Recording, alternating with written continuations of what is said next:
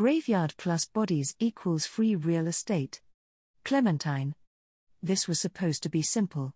I'd go in, play around with the weak adventurers for a bit before ending them, capture the boy, and then Kajji would kill the entire city with undead. Everything was going right. I was just about to end the big adventurer after I had gouged his eyes out, and then some blonde bimbo shows up out of nowhere and I find myself slammed into a wall. None of it makes sense. I know for a fact that there are only about 10 people in the Riestais who could fight me on even footing, and that bitch was not one of them. I hadn't even heard of her until tonight, yet she beat me without even trying. She wasn't even looking at me when she did it, instead focusing on Kajji before she killed him. And that invisible magic she did? I couldn't even fight against it. It just held me down like an adult would hold down a fucking toddler. And then, she took the time to smash my face into the ground enough times that my nose was thoroughly broken while most of my teeth were missing. All I can feel right now is immense pain, and I can't even do anything to stop it. She just froze me with some magic that I can't break free of. I was forced to watch with so much humiliation as she started divvying out all of my gear and loot. I wanted to scream, smash my hands into their faces, choke the life out of that little mage that this bimbo cared about, and watch the blood vessels burst in her eyes as she gasped her last breath. Instead, I could only lay there. I couldn't even move my eyes to look away from bitch who did this to me, and that was absolutely infuriating. After that, she sent me away with more of her God's damned magic, and I was now stuck looking at a smooth stone wall. I remained like this for some time. Some arduous time that caused my mind to focus on anything else to stimulate it. And that led to me body being wrapped in waves of pain coming from my head. The only thing that managed to take my mind off of the only feeling my body could experience was the sound of some vapid bitch crying from some other area in this building. What felt to be a few more minutes of this mixture of pain interrupted by this random bitch continuing to cry to herself was thankfully ended as I heard the heels of some shoes echo throughout this building. From the way the sounds echoed, I was probably in a building with small corridors. That was when I heard the constant sniffling of the annoying bitch end as I heard the noise of rapid footfalls that came from bare feet smacking on stone. Please, mistress, I'll do anything to make the voices stop. I can give you more names. Just please, let them stop, she sobbed at the end of her begging. Can you give back the time you stole from the people you enslaved? Are you able to bring back those you had killed? The voice of the bimbo sorceress asked. The silence that followed was damning as the bimbo spoke again. No. Then endure your punishment like you made others endure your cruelty. She then began walking once more. Each of her steps managed to echo louder and louder until her heeled boots finally stepped into my sight. Now, we finally get to have a little chat, she said before what seemed to be a chair materialized in front of me and she took a seat with her legs crossed. Let's get the obvious out of the way. You are going to be here for a long time. Besides just being a rampant murderer, you also did another unforgivable thing. You touched my people. The bimbo said in that condescending tone of hers. Her people were nothing more than ants that were only worth toying with.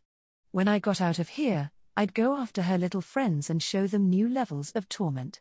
I'd have them begging for death and cursing the day they ever met this sorceress bitch. In a very morbid way, I have to thank you for giving me the idea on how to punish you. You did use it to quite disturbing effect on my recruit. Paralyzing a person and forcing them to listen as their friends are slaughtered behind them, unable to do a thing about it is quite cruel. Letting them stew on thinking about how you'd kill them would be just torturous. And I'd do it again if I had the chance to, bitch. But as a prolific murderer, I realize that the one thing you love above all is the rush you get from killing. The thrill of watching the fear in your victims' eyes as you slowly mutilate them. That brings us all to your punishment. You want to experience things, and I want to make sure that you can't. She got up from her chair which disappeared into mist afterwards. Then the bimbo walked out of my sight once more. Ever hear of the term watching paint dry? Because in comparison, it would be so much more exciting than this. That wall you see in front of you is going to be your best friend from now on. You'll get to watch it, day and night, unable to move, blink, or look away because the paralyze spell I cast on you is permanent. The moment she said that, I wanted to vomit, to scream, to do anything else than listen to this bimbo cunt witch's words. And yet, she just kept fucking going as I was forced to continue staring at that fucking wall. You won't need to eat or sleep, you'll just need to keep watching your best friend as they will be your only mental stimulation. After I'm done looking through your head, I'll leave this cell of yours and enchant it to make sure that no sound will be able to interrupt all the wonderful thoughts you'll have of your new best friend. When I decide to check on you again, we'll have to find out how well your mind has held up by then. No. No. No. No. That was when my brain was filled with an immense pain that I could do nothing about it except continue to watch that grey, featureless wall. Eventually, whatever that bimbo sorceress did had finished, and I heard the clicking of her heels as she walked away from me. I got everything I needed, you sick fuck. Enjoy solitary with your new friend. A door then shut, and all sound went with it. And I was left alone once more, watching that wall. Kasha. I couldn't help but feel a lot of satisfaction as I left that murderous bitch in her cell to rot. She did try killing Peter, Dine, my recruit, and would have gone after my Nina once she had finished with the others. As I exited the hallway of cells, I began rubbing my head. I wondered why I was feeling so possessive of those two. Nina was possibly understandable because she is my apprentice/daughter. But Lucrute is my friend/mate. I couldn't help but bang my hand on my head to try and clear out these annoying animalistic thoughts. We must protect our family. I tripped when I heard this primal roar in my mind and would have hit the ground if not for my tails catching me, after my illusion had broken without my direct input. Something is very wrong. Why am I losing control like this? What is happening? That was when I caught a glance at my reflection in the mirror. Why were my eyes glowing gold right now? I then caught them reverting back to their normal orange before they switched to gold once again. This is wrong. This is fine. This is what you want. Embrace it. Those words were so easy to get lulled by. I watched in that reflection as my eyes fully glowed golden and a sultry smile filled my face. I almost felt myself just give up control to these instinctual urges until I managed to will my hand into a fist and smashed it into the wall, filling it with a web of cracks. I looked back into the reflection and saw my eyes were back to orange. I could hear my heartbeat pounding in my ears as I thought about what just happened. You can't resist forever. Soon, you won't be able to. The time is almost here. My thoughts were left alone once more, but I could feel those instinctual urges waiting at the back of my mind. And it scared the shit out of me. I also couldn't help but think about what that voice said. Why wouldn't I be able to hold back these bestial urges of mine? What time could cause me to lose count?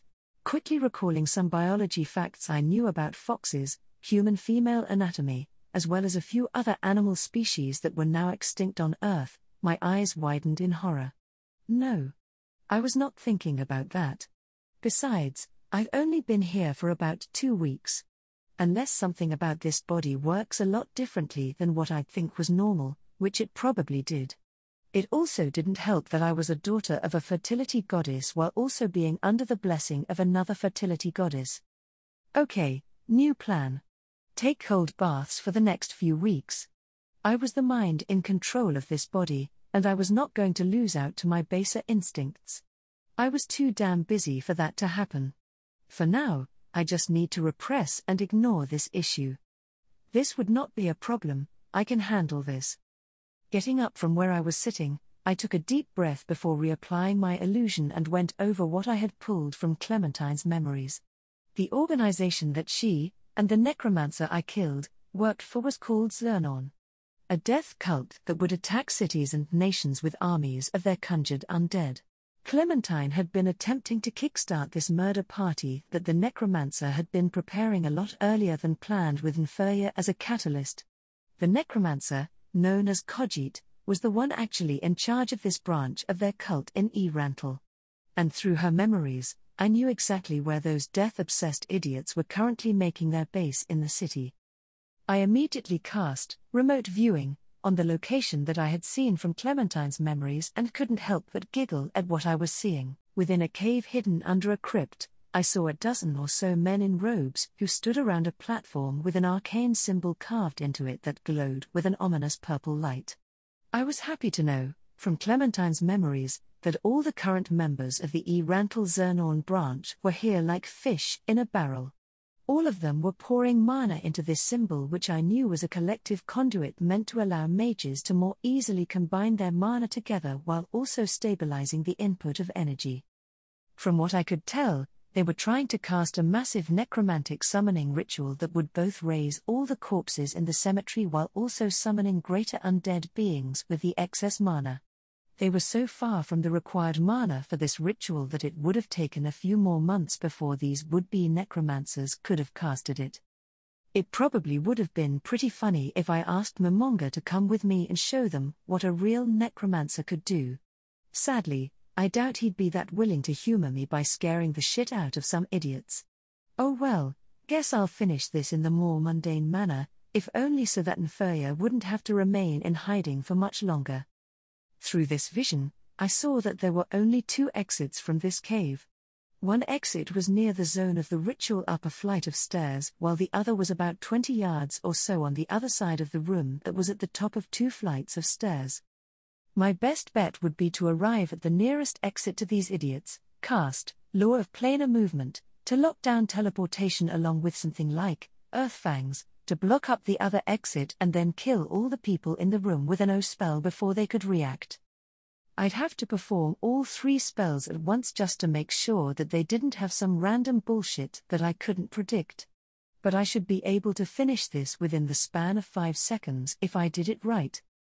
A moment later, I ended remote viewing and prepared Law of Planar Movement and Earth Fangs with 2 of my tails while I readied Foxfire Annihilation in my hand. Then, I teleported to the top of the stairs at the nearest exit. 5. I cast the 2 spells with my tails and watched multiple spikes of rock wall up the other exit while my other spell hung like a miasma in the air. None had reacted to the noise or movement yet. 4. I unleashed Foxfire Annihilation and watched as a massive blue wave of flame launched out from my hands. Only one cultist had managed to turn his head enough to see anything occur. 3. The wave covered the first half of the ritual spot, vaporizing 6 of the cultists that were still pouring mana into the ritual. 2. The rest of the cultists had all begun to show signs of shock and movement before being swallowed in the wave. None were able to react in time to the attack. 1. The rest of the room became engulfed in flame, reaching into any crevice that I hadn't noticed before and vaporizing anything that might still be there. I then cut off my mana from the spell and watched the flames die down until the only thing left remaining was melted rock. Not even the ritual spot managed to survive, as both the rock, along with the mana being charged into it, had both been consumed by the flames. All that remained was a molten slab. I couldn't help but smirk at my thorough work in removing these cultists. Too bad there weren't any witnesses to see me save their city in 5 seconds. Probably could have gotten me some fame and goodwill from Rantel. Sadly, I wanted to make sure that this was taken care of now so that Nferia wouldn't have to remain in hiding and Lizzie would no longer need to be placed under protection. Good thing that Miss Statue had so much information that I could pull with, read mind, even if all of it was very unpleasant to see. She really was one sick fuck. The others were probably already sleeping or getting ready for bed, so I'd just leave them be until I arrived back in the city tomorrow with the expedition group. I hope that the expedition group didn't notice my disappearance because I had no way of explaining that. Just to be safe though, I cast Greater Invisibility on myself, then teleported back to my tent. Thankfully, it seemed that my excursion hadn't been spotted, so I dispelled the invisibility and made my way over to the fire where the other adventurers in the expedition were sitting at. Hanging above the fire was a pot of beef stew that was left to remain warm. "Got any more of that stew left for me?" I asked as I stepped into the light of the campfire.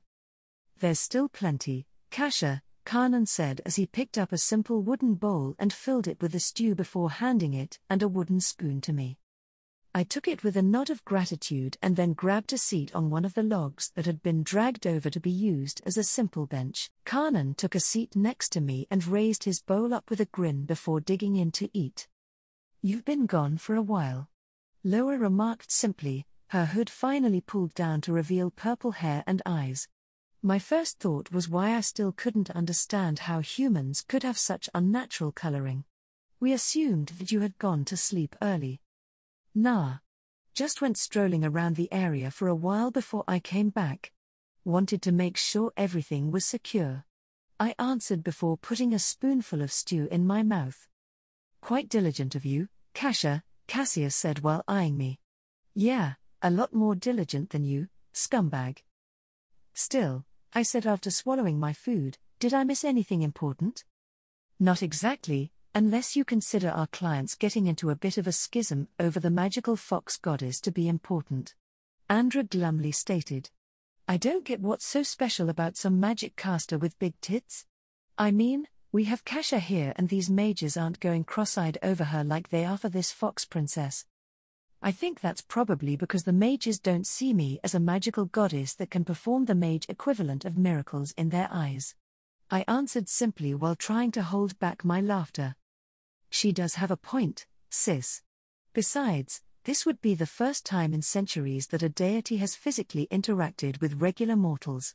Any regular person would be interested, even more so with the magic-obsessed Magicians Guild." Ander countered while poking his spoon at Andra. "What did you mean by schism, though?"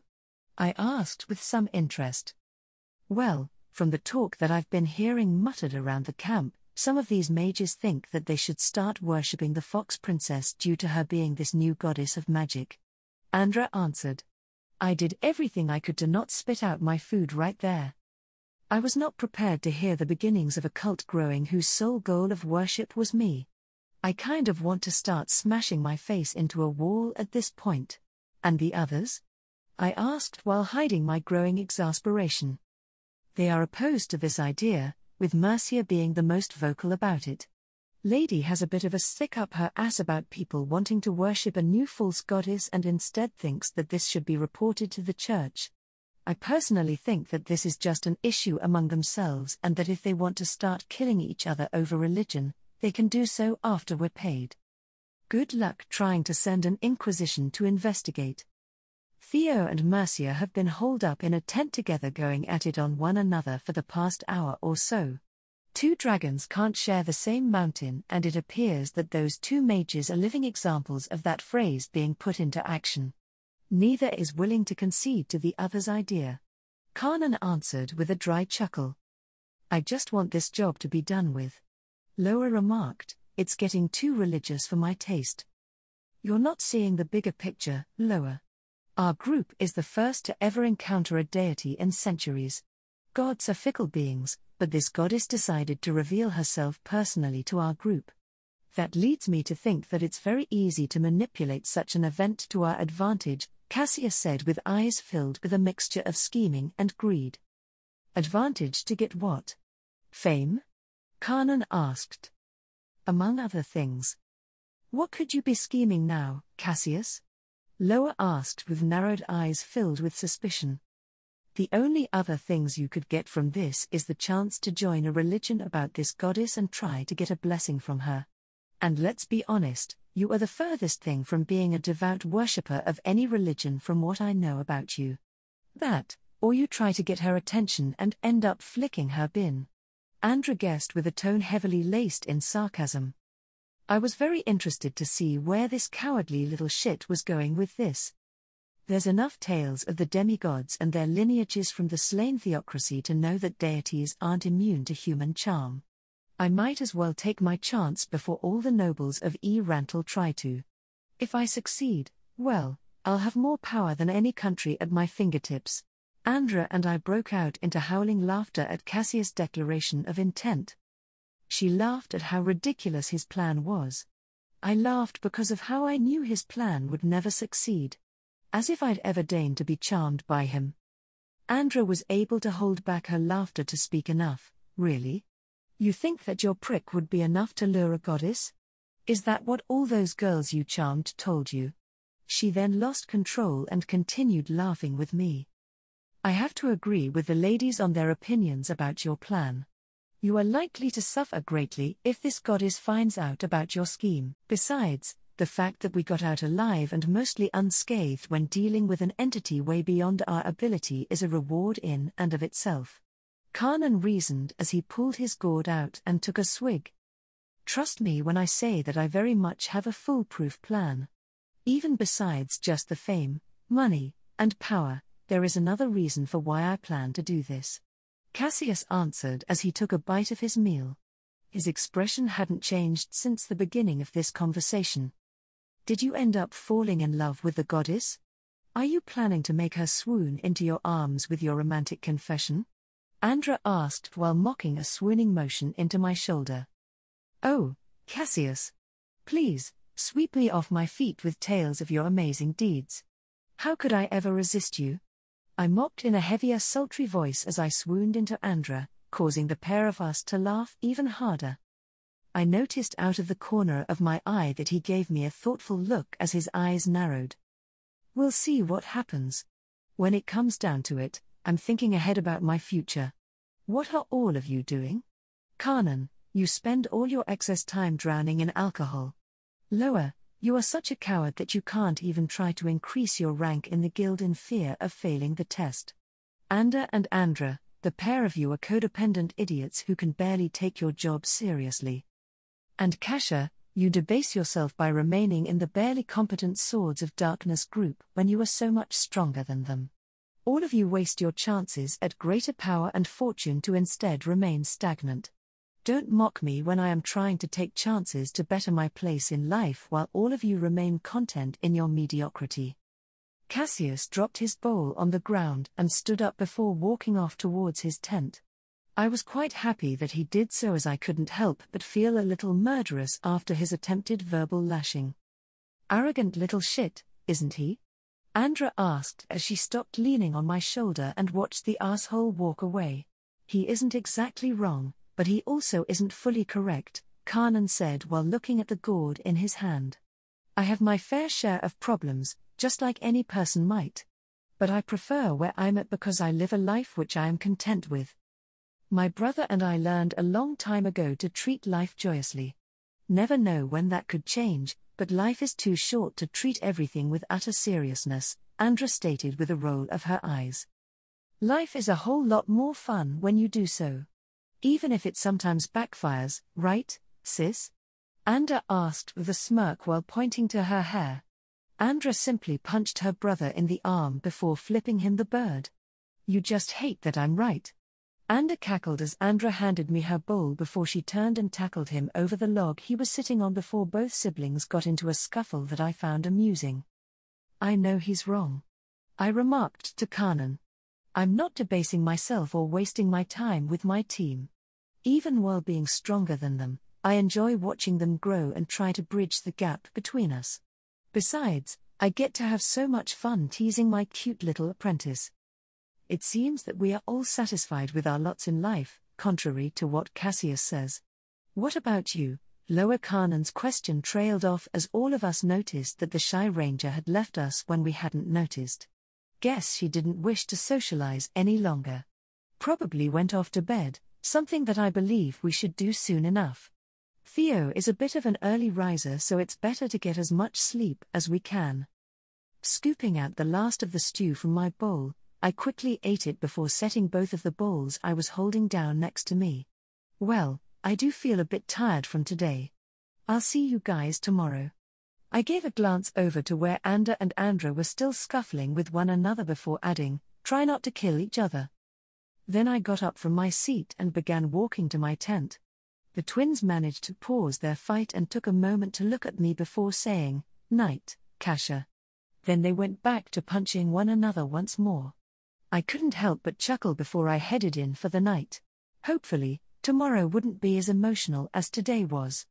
I doubt my heart could survive it. Day 12. The next morning was as Kanan predicted. Theo had woken us all up early and had us packing up camp and on the road once again within the hour. What made today convenient in comparison to the past 2 days was the fact that we could use the horse-drawn wagons again since we didn't have to deal with the unpredictable terrain of the forest. At the rate that we were going, our group would arrive in Rantle by mid-afternoon, but with the wagons, I did notice a very deliberate set of groupings that gave me a good idea on this ideological schism that was happening with the mages. The lead wagon was where I sat with Theo sitting across from me. The rest of the mages who were sitting further down the wagon from us were on the Fox Princess worship bandwagon, in this case, quite literally. Behind us was the wagon with our supplies, and especially, a well-locked box which contained the glass flask filled with my blood. 4 mages, along with Kanan, Ander, and Andra were placed with this wagon. The mages that surrounded the locked box, like it was the Ark of the Covenant, gazed upon said box with looks akin to reverence. It was strange how I felt this strange warm fuzziness whenever I focused on any of the people in my cart or the 4 mages in the cart behind us. I got this reaction from no one else, so I'd have to keep my eye on this. Past the supply cart was Mercia, the mages that didn't believe in Fox Princess worship, and by the gods was that just cringe-inducing to think, and finally, Cassius and Loa. I could only imagine what hell this schism might bring to the Magicians' Guild when we got back to Rantle. Hopefully, the city would be safe, but this was just another potential issue that I'd need to keep my attention on, especially because it directly involved me. "You know, Lady Kasha," Theo said silently as he leaned forwards to talk to me, "I've been in talks with a few of my subordinates about spreading word of the Fox Princess to the rest of the Magicians' Guild." I was internally screaming at his idea because of how uncomfortable it made me. Normally, I would have said absolutely not to this idea. The reason that I wasn't doing so at the moment was due to the fact that he seemed gung-ho about worship, which also meant that he'd likely become horrifically depressed at my rejection. While I could trust him to not start this religion around me just because he'd care more about learning magic from me than to try and go against my wishes, the same could not be said about the other mages here who'd probably ignore his order to not start a religion and instead form some secret cult. We wouldn't want to disappoint those that worship us, would we? Either way, I was screwed over by my copy's shenanigans and had to take the reins on this now before I lost control of it in the future. That's what led me to my careful response. "Sounds like an interesting plan. Hopefully, all goes to plan for you and you manage to keep control over it," I said, giving him my blessing on his plan while also warning him. It was better if the person trying to lead this religious bullshit was already under my control than some random asshole who might start virgin sacrifices in my name or something similar. I just really hope this doesn't backfire like a lot of my plans currently have, since I didn't need more complications right now. Theo gave me a confident smile and slightly bowed his head. I could never dream of having the message of the Fox Princess be misunderstood. While most mages who devote themselves to the study of magic in the guild are not religious, part of the reason stems from there being no deity applicable to their path in life. Never before have we had a deity whose aspect was magic, one that the Magicians' Guild could rally behind. With this, that might change. I'm going to need to read up on the religions of this world a bit more, aren't I? And what would be your plan after that? I'll take the reliquary holding the flask of the Fox Princess's holy blood to the head guild branch in Riastais and make my case. After that, I hope to use the holy blood to convince more mages of her existence and power, Theo said while meeting my gaze with eyes filled with devotion and a hint of mania. I couldn't help but note how he was already referring to that locked box with the heavily implied religious word of reliquary along with referring to my blood as holy. I mean, it kind of is, considering my demigoddess status along with my Ica of the divine, passive, but still. What I really couldn't figure out was what had changed about Theo in the past day that made him so devout. I mean, before he learned of my true nature, he was a little unhinged but relatively stable, accepting his self-admitted obsession with magic. Then, after he learned of me, and I gave him that tome, he appeared to be respectful after he left my room, but still normalish. Now, the guy looked like a complete fanatic and I could not pin down what changed to cause such a shift in personality, unless that was always his personality and he was just really good at hiding it.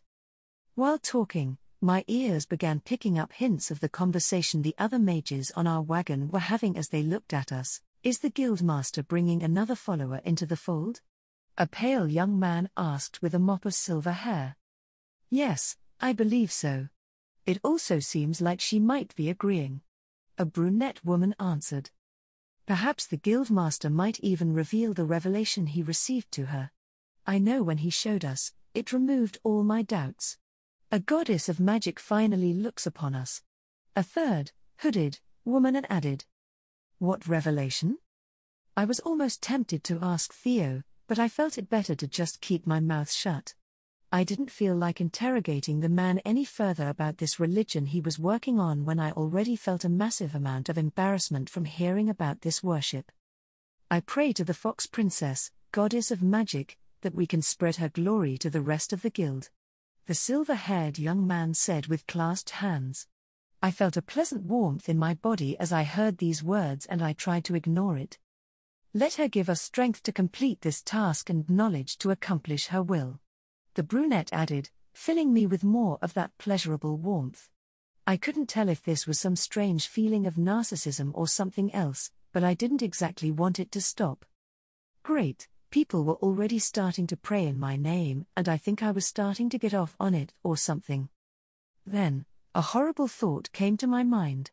All these people that were beginning to worship me had one picture of me in their mind.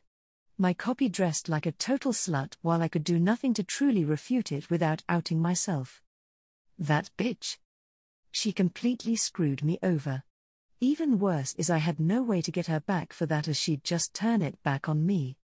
I tried to spend the next few hours of our return trip to Rantel trying to figure out ways to get around the humiliation my copy set up for me, but that effort was being rendered almost impossible because these magical nerds kept on praying to me. And every time they did, that pleasurable warmth came over me and I got distracted. Very distracted. This was definitely not some weird narcissism because they didn't even have to say their prayers aloud for me to know that they were praying to me. This was just my body purely reacting to worship. My one hope is that I'd get used to this quickly since I could just feel that instinctual side of me chomping at the bit whenever one of these zealots would blast me with their worship and unknowingly continue pushing me over the edge. Lady Kasha, are you feeling unwell? Theo whispered to me with some concern. I don't know if it's my place to say this, but you seem bothered by something and your eyes seem to be turning gold. I became both surprised and concerned at this development, especially because I could feel the instinctual side rising up which I just couldn't push down at this point. To compensate, I cast an illusion over my eyes to turn them back to their normal color. Better? Of course. Theo answered in deference. Something seemed to come over me as I gave him a large smile, and I just couldn't seem to control what I said. Good. It wouldn't do for me to not look my best as we return. I have some special matters to take care of when I arrive at the city. I ended up crossing my legs and resting my arms on the edge of the cart. By the way, Theo, will I need to do anything further at the Magician's Guild when we get back, or can I leave? We plan to pay you and the others once we arrive at the guild. After that, you may do whatever you wish. Theo answered to my delight. What added to this rush of euphoria I was experiencing was the moment another one of my precious little followers said another prayer in my name. This just felt so good, and made me that much more excited about what I wanted to do when I finally got back. I was going to have so much fun tonight. Wait, why was I going to have so much fun tonight? What the hell was I just thinking? Just keep it together, Kasha. This is probably because I'm too close to a bunch of worshippers and I'm not used to it. Just need to finish this job, get the hell away from these mages as quickly as possible, and meet up with the others. For another hour, I spent my time trying to just remain in control by entering a bit of a meditative state. Initially, I tried recalling the concept's methods of casting certain spells of mine, but that ended up becoming almost impossible since I couldn't maintain the focus needed for it. So, I began counting. Every time I felt my control slipping, I had to restart the count at 0.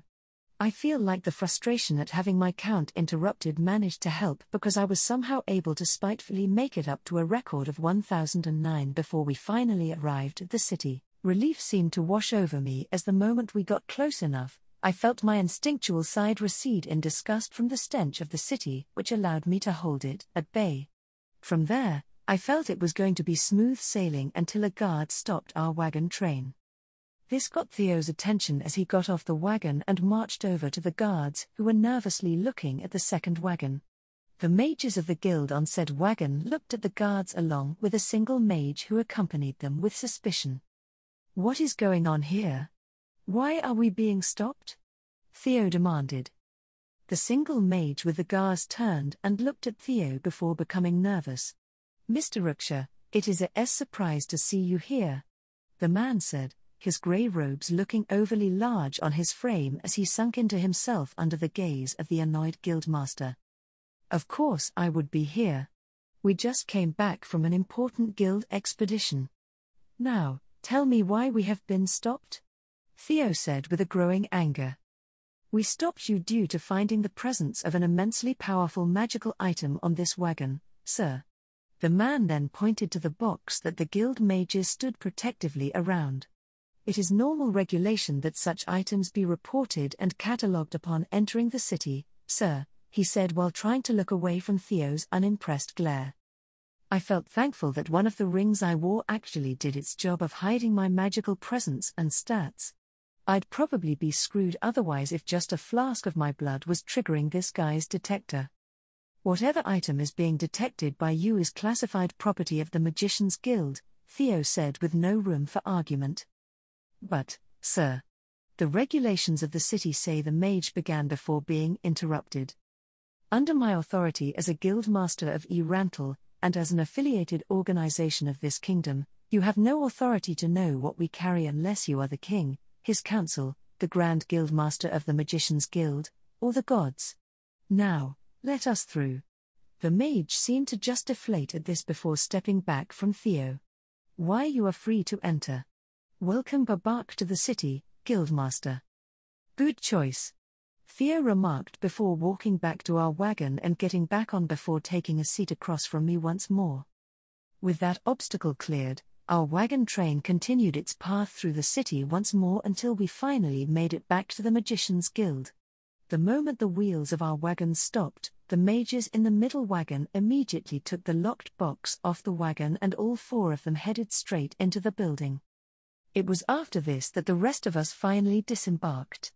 Us adventurers followed after Theo as he led us into the building while everyone else left us to perform their duties. Once inside, we were taken to a meeting room where Theo was joined by a woman with blue hair tied in a bun. In her arms were 6 pouches that she sat upon the table in the middle of the room. Theo then turned to look at all of us and said, "All of you performed your jobs adequately in the face of the overwhelming and unexpected events we dealt with. As such, I will be sure to give your guildmaster good praise of your actions." While it wasn't a pay bonus, all of us understood that being given good reviews from Theo to Pluton, one guildmaster to another, could lead to rewards from the Adventurers Guild. In addition, before any of you leave, I hope that all of you know to say nothing that could in any way discredit the Magician's Guild. Otherwise, it could lead to potential issues. You may collect your rewards and go. I may even request for all of you specifically for the next excursion into Tob, but that will be for a time in the future. Good day. Theo held my gaze for a bit before leaving the room. It was quite obvious to notice that he said nothing about keeping quiet about encountering a goddess at the Great Lake of Tob. I suspected that he wanted us, well mainly the others, to spread information about the Fox Princess to the rest of the guild. That was an extremely fast and cheap method to spread knowledge considering how adventurers travel all over the kingdom for the jobs they take. One adventurer spreads the rumors of a goddess to another adventurer, who spreads it to a client on a job, possibly the patrons of a tavern after the job is done. They spread that news to friends, family, neighbors. By the end of 6 months, likely the entire kingdom would know about this goddess walking among mortals who resided next to a massive stone tree inside a giant golden palace. Anyone who investigated these rumors would be immediately find them proven true by spotting the giant stone tree in the distance. That would then lead into more people coming to the lake, some likely to become devout believers of whatever faith Theo was spinning up about a big-titted fox goddess of magic. And then, I'd likely have to deal with nobles, religious organizations, and more who would take notice. All of this has already spread beyond my control at this point. Pulling myself out of this downward spiral that would be my future life, I decided to follow the actions of everyone else as us went to pick up our reward before being escorted out of the building by the blue-haired woman. With a hefty reward like this for doing a few days of traveling, I really hope he decides to rehire us. Andrew remarked with a grin. I wouldn't be opposed to working with most of you again. Kanan replied. Though, after all this traveling, it will be nice to take it easy for a few days. Would any of you care to join me at a tavern to celebrate the completion of this job?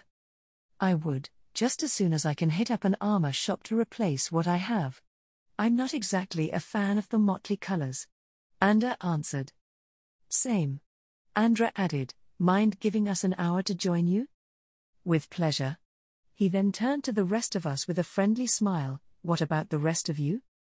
Loa, with her hood up once again, took a moment before finally answering, sure. I'm busy as I need to make some preparations. Cassius answered before walking away from us swiftly. All I could wonder is what he might be preparing for. But I didn't have much time to ponder as everyone's attention was now on me. I'd love to, but I'm busy as I have to meet up with my team. Maybe next time. A shame, but understandable. Hopefully, we'll be able to work together on another job again since I found our team to be quite agreeable, minus 1 or 2 issues. The monk said while holding his hand out to me with an inviting smile. I took his hand and gave him a grin in return. Right back at you, Kanan. Next time we meet, I'd like to see if you've gotten any new proverbs to throw at me. I replied in turn. I aim to please. He answered before we broke our shake and I gave a wave to everyone before walking off. It would be nice to see those guys again at the guild. But for now, I had a few things to take care of. Ducking into an alleyway, I teleported myself into my room at the Hero's Respite before walking to the door of my sanctuary and pulling it open, stepping inside, and then closing the door behind me. To my surprise, the first thing I noticed was Nferya kneeling over a few of the plants in the garden while Meepo Bripo was perched onto his shoulder. Both were deep in conversation that I could easily pick up. And blue flower with spikes is called Jotun's Tooth. Frost giants use it to get big strong. It has properties to reinforce muscles, magic resistance, and cold resistance. Meepo mixes it with sun dragon lilies and Freya's tulip. Why you think that is? Meepo questioned while looking at Nferya. If what I remember is correct, Mr. Meepo, sun dragon lilies have the property of heat resistance while Freya's tulip regenerates injuries upon consumption. The potion you're trying to make would give the user a strength enhancement while also providing resistances to magic, cold, and heat along with a passive regenerative ability. Nferya reasoned. Meepo hopped on the young pharmacist's shoulder in excitement. Yes. Yes. Very good. Meepo congratulated. But, Mr. Meepo, wouldn't the bases of all of these ingredients cancel out one or more of the effects upon mixing them? If that wasn't the case, alchemists and pharmacists across the world would have done so with the ingredients we have. What is managing to stabilize the potion? Nferya questioned with interest. Well, Meepo knows that these ingredients are special rare. To get Jotun's Tooth, you go to frozen wastes of Jotunheim and get past frost giants that guard plants. Sun dragon lilies grow in Alfheim where elves shoot you with magical glowy light from hands and then fight big dragons that shoot the sun at you. I remember collecting that ingredient and wanting to kill myself after dealing with the 30th sun dragon spawning while a bunch of angry elf mobs tried frying me with these beam spells that they'd fire non-stop. They were nicknamed the microwave elves for a reason, as any player would experience the equivalent of being in a microwave if enough of the elves aggroed onto them. Freya's tulips are found in Vanaheim at the goddess Freya's big temple house. Mistress is one of the few people who can collect it because Freya blessed her and lets her into special garden in Temple House. Aside from ingredients, Meepo just amazing alchemist and craftsman that makes best items. That's why potions work. You get special rare ingredients, then Meepo uses magic alchemy crafting skills to make best potions. The enthusiastic kobold finished with a massive grin. Wait, back up there when you said that Miss Blanc Kasha, Freya quickly corrected his formal use of my name, much to my amusement, is blessed by a goddess. Are you serious? Freya asked, making me roll my eyes at how, even in my sanctuary, I still couldn't escape the talk of deities. True. Meepo's amazing mistress is blessed by Freya, goddess of baby making, attracting mates, war, gold, and future seeing. She is also blessed by Loki, god of tricks. Meepo answered without care, making me worriedly look at the ceiling of my sanctuary. I pray that Meepo isn't about to get himself, along with Nferia, and myself by proxy, smited in retaliation. Also, couldn't he have kept his mouth shut about the whole deity's blessing me business? My one saving grace is that he hasn't mentioned my Moti Nori just yet. I finally decided to make my presence known with a cough so that my kobold craftsman would stop revealing so much. Meepo and Nferia turned to look at me, and the kobold immediately hopped off Nferia's shoulder and rushed towards me until he jumped into my chest screaming, "Mistress has returned." I looked down at the kobold nuzzling me with some amusement before grabbing him by the back of his robe and holding him in front of my face as his tail wagged in excitement. "I see that you've been getting along with Nferia. I hope that you've been treating him nicely," I remarked with a smirk. Meepo rapidly nodded his head in response. "Yes, mistress. Meepo has just been showing Nferia the garden and explaining the plants. Nferia learns fast. I want to show him my amazing special potions. Maybe have him make some. Maybe something new happens?" "Many ideas," Meepo said like a child who wanted to show a new friend his toys. I set him down before patting him on the head, causing the red kobold to shiver in delight. "Maybe in a little while. I'll need to talk with him and the others first. They are all still inside, right? And what about Tyre? Others and Stick Shooter Human are all inside the cabin except for Dine. He went out to grab food for the others and will be back soon," Meepo answered. "Tyre returned here last night after finishing work. Meepo made sure to watch over and protect the sister of Mistress Apprentice. Gave mild poisoning to those Meepo felt had done rude things to Tyre. They will live," he quickly added after seeing my frown. "I see. Good job, Meepo," I said as the kobold did a little dance at the compliment before looking up to Nferia. "Ready to meet the others? I've got some important updates about your situation." "Certainly, Kasha. Do you have good news?" Nferia asked with a hopeful tone. "Yes, but it would be better if everyone got to hear it at once. I don't feel like repeating myself, after all," I answered. I was about to start walking to the cabin until I heard the door to my sanctuary open. I looked over my shoulder to see Dine enter with a large tray in hand that had multiple plates which had eggs and chunks of beef on them.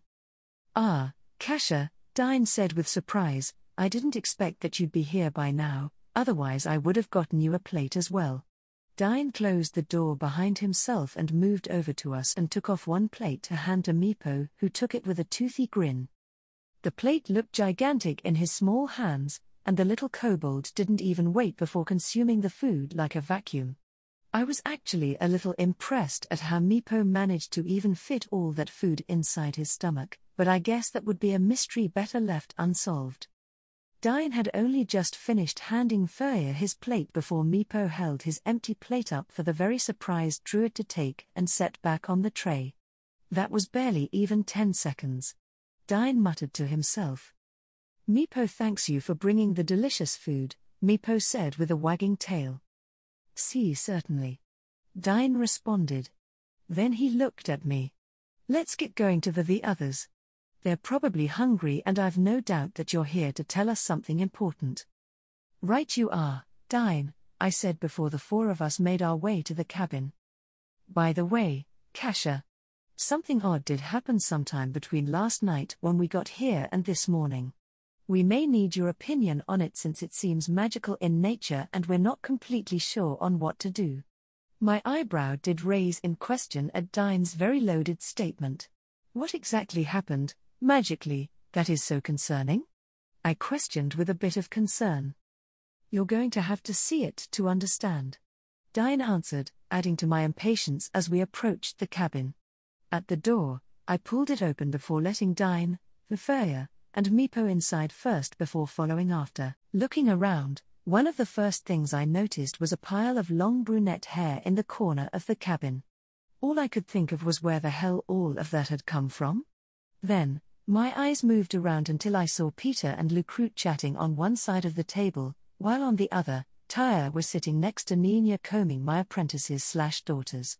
Long brunette hair. Looking back to the pile of hair that likely would be around 20 feet of the stuff, if I had to guess, and then back to Nina, I couldn't help but find her shy and nervous gaze at me to be absolutely adorable.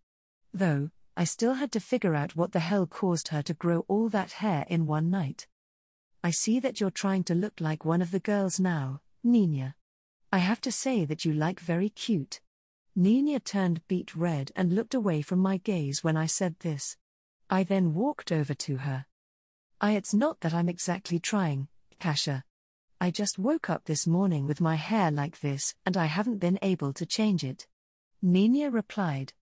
Trust me, Lucrute added, we tried to help Nina out when she asked since we were just as surprised to see it as she was. Lucrute then looked at Nina and asked, mind if I show her? Go ahead. She replied and the blonde archer got up from his seat at the table and moved over to Nina while pulling out a dagger. Tyre stopped combing Nina's hair and slightly pulled back and I watched him take a long lock of Nina's hair and cut it. Much to my amazement, Nina's hair immediately grew back to the length from before and Lucrute tossed the bundle of hair in his hand to the growing pile of hair in the corner. I guess that explains why there is so much. Lucrute then took a seat next to me while Tyre went back to combing Nina's hair. That's certainly interesting. Any idea what might have caused it to occur? I asked while casting a detect enchantment spell onto Nina that didn't reveal anything of note. Very odd. This was definitely some sort of magic enchantment, but why wasn't I detecting anything? I tried detect magic and detect curse, which also revealed nothing. As a final Hail Mary, I cast detect blessing, which actually got a response. One blessing was just that, a blessing. Well, it was specifically called blessing of beauty. It was just a simple blessing to enhance a person's appearance. What made this strange though was that normally, when I cast the spell, I would be told the name of the blessing, what the blessing did, and then the name of the deity that gave the blessing. This time, the name of the deity was just %. That didn't make any sense and further investigation caused this mystery to grow even larger. Looking at the other blessing though, that was a complete unknown, especially because it wasn't just a simple blessing, it was a full-on trait. Blessing of $ and +/, which told me absolutely nothing while its description was just a bunch of question marks. Oddly enough, the name of the deity was the same jumble of symbols as the first %. I did my best to hide my worry from the others at this revelation. Some deity had taken interest in my Nina and that could normally mean any number of things. With Nina though, her relationship with me made interactions involving gods anything but normal. Something has taken interest in her and I needed to get to the bottom of it. I don't know, Kasha. Nina answered. I gave her a simple smile in response and patted her on the head. Well, after checking you over, I think that you are going to be fine. It seems that you have a blessing of some deity that's giving you the new hair length, I said in an effort to reassure Nina. I avoided bringing up my concerns since there wasn't much the others could do and I wasn't sure what may happen to Nina if I tried to remove the blessings from her, if I even could that is. Hold on, Nina got a blessing from a god? Peter asked with amazement. Nina just seemed to shrink in embarrassment at the attention she immediately received from everyone. That's just strange. Dine remarked while handing out plates of food to everyone, The only people I've heard have received blessings from the gods were the extremely devout and pious of each respective religion. To be honest, Nina, I've never seen you as religious. What might have caused it? Might you know, Kasha? Everyone looked over at Inferior as he said this. Mr. Meepo did say that you were blessed by two different deities. Suddenly, all eyes shifted on me for answers. You're blessed by the gods? I already knew that you were amazing, but this is something else, my lovely divine sorceress. Lucrute commented, making my face feel suddenly warm. To answer all of your questions, Inferior is correct. I am blessed by two deities. Additionally, I'm not exactly an extremely devout worshipper of either deity, I just managed to receive their favor by earning their respect from accomplishing some great deeds. I don't know how Nina managed to gain the attention of a deity, but for now, we should just keep an eye on it and look into a plan if it becomes an issue later. I answered before pulling up a chair and sitting down. Could you tell us what gods you received blessings from and why they did so? Nina asked with an inquisitive expression.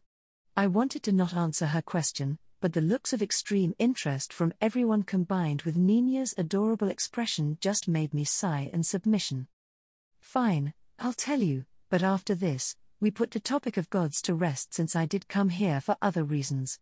Agreed? Everyone answered my question with a nod. I rapidly came up with a way to speak about my time in Yggdrasil in a way that could fit what they would understand without also saying that I'm from a different universe. To give you all a little bit of backstory, my home is split into 9 different territories, each with their own gods. The first deity whose attention I received was Freya, goddess of beauty, fertility, war, gold, and future sight. I earned her favor after defending her temple from a powerful mage known as a world disaster. They were beings that could devastate landscapes and countries with just a single spell. After defeating him, Freya gave me her blessing as a reward. While that was a summary of the event, what had actually happened was a little bit different. I was actually trying to acquire the Chosen of Freya class because of 3 of the passives that came with it, which were Holy Resistance, Unholy Resistance, and Sex Appeal. That last passive was the real crux of what made the class amazing. While one may think that being able to deal 30% more damage and take 30% less damage from only male-gendered characters was a bit of a trade-off when factoring female-gendered characters, I looked at it through a min-maxing perspective.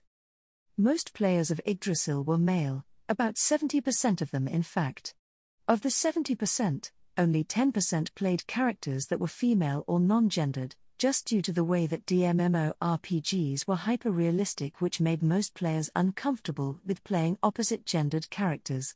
Of the 30% of female players, 10 to 15% of them played male or non-gendered characters to avoid being treated differently by the male player base.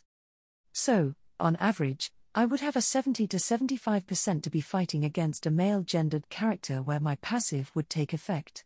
Having a passive like that which was constantly usable and all-encompassing made for a pretty broken class. Especially because players couldn't change their characters after making them or use new characters because of the game rules. That led to me doing a constant amount of tasks and quests from the Temple of Freya in an effort to attain that class, since it had a hidden progress bar that you couldn't try and game, since the progress values of the tasks and quest were also randomized and hidden from the players.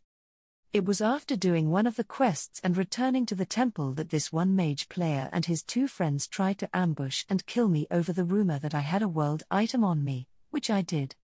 The fight was easy enough since all 3 of those guys were mages, so I just had to outlast them until they ran out of mana.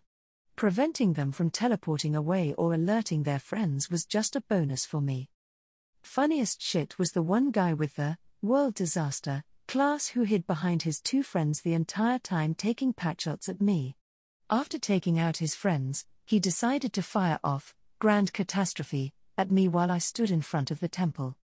A quick counterspell, and the guy had blown the rest of his mana on a useless spell while I had more than enough to finish him off. He probably assumed that his friends had managed to make me use up all my mana so that I couldn't retaliate. Joke's on him. Either way, two things happened after I killed him.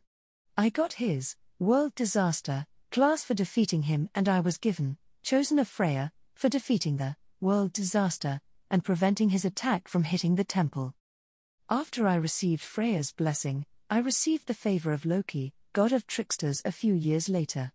I was doing some dungeon diving in Jotunheim, the homeland of Loki, when I encountered a strange hermit wearing just a loincloth.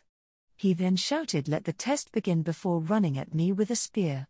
I thought it was pretty funny that this insane idiot had such a death wish to charge me like that, but I decided to end the fight as quickly as possible. Turns out that he was tougher than he appeared.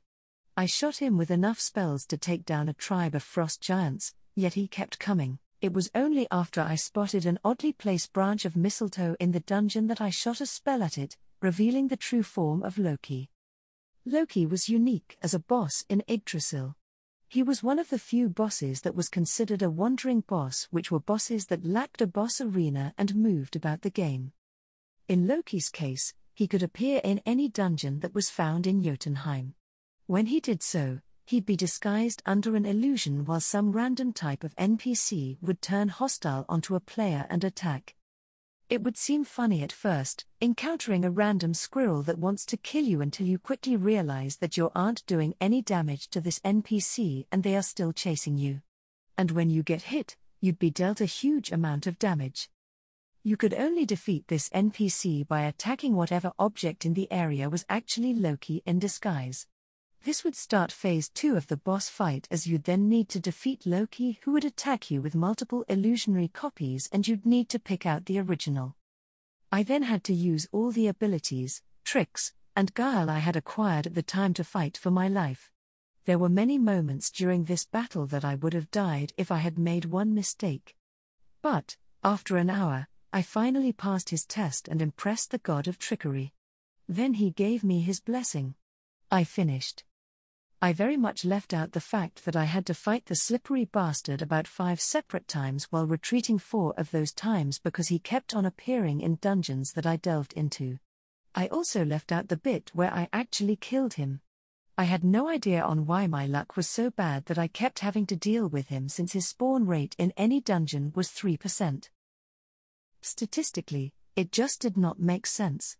Now though, I'm suspicious that the god had something to do with it, even if it was just his game version.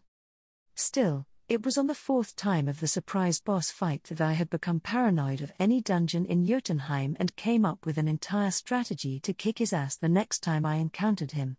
Said strategy was to make a shitload of enchanted rocks that had the spell, Contingency Plan, Foxfire Annihilation, preemptively cast upon them. With the spell, Contingency Plan, it was both amazing and also useless. It took an hour to cast the spell onto an object, which you could only do one at a time, and the caster had to choose from a very specific list of effects that could trigger the spell. Want it to activate as a trap? You'd need to specify what single race could trigger it. Need a healing spell ready to cast? You need your health percentage and what type of damage brought you to said percentage to activate. Very limited, but also extremely powerful if you knew what you were doing.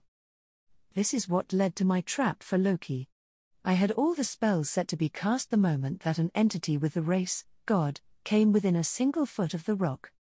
So, when I finally fought him again, I threw out all of the enchanted rocks during phase 1 of the fight, damaged the object he was hiding as, and then watched as his real body began triggering each of the enchanted rocks while his illusions came at me.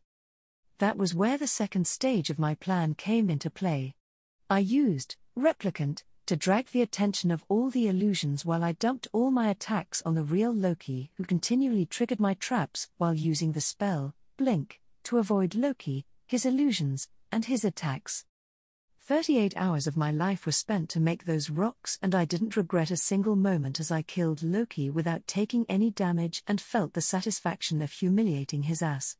Then, I got the class, Chosen of Loki. I was sure surprised by that, since I didn't even know that class existed when I got it. You actually fought a god? Freya voiced the question that the others were thinking. Technically, I fought many gods, not that they need to know right now. More like I was tested by him. If we had really come to blows, He'd very much beat me if he were to actually fight seriously. My life or death fight against him was barely a warm-up for the guy. I really did believe that the real Loki could very easily kick my ass. The fact that he could take all of my items and replace them with a random dress while also dispelling my illusion as a casual little joke just proved that fact. To compare it like a fight, it'd be if a level 10 player tried to fight a level 100 player. Horrifically outmatched and a waste of both of our times. Still, fighting a god is not a thing that one takes lightly, Peter said. But that is all we'll be discussing about deities today. We have matters involving a certain pair of idiots that attacked you last night. Once I said that, everyone grabbed a seat at the table, while Meepo perched on Furya's shoulder once again to join us. What did you end up finding out? Peter asked. A bit. Are any of you familiar with the group known as Xernon?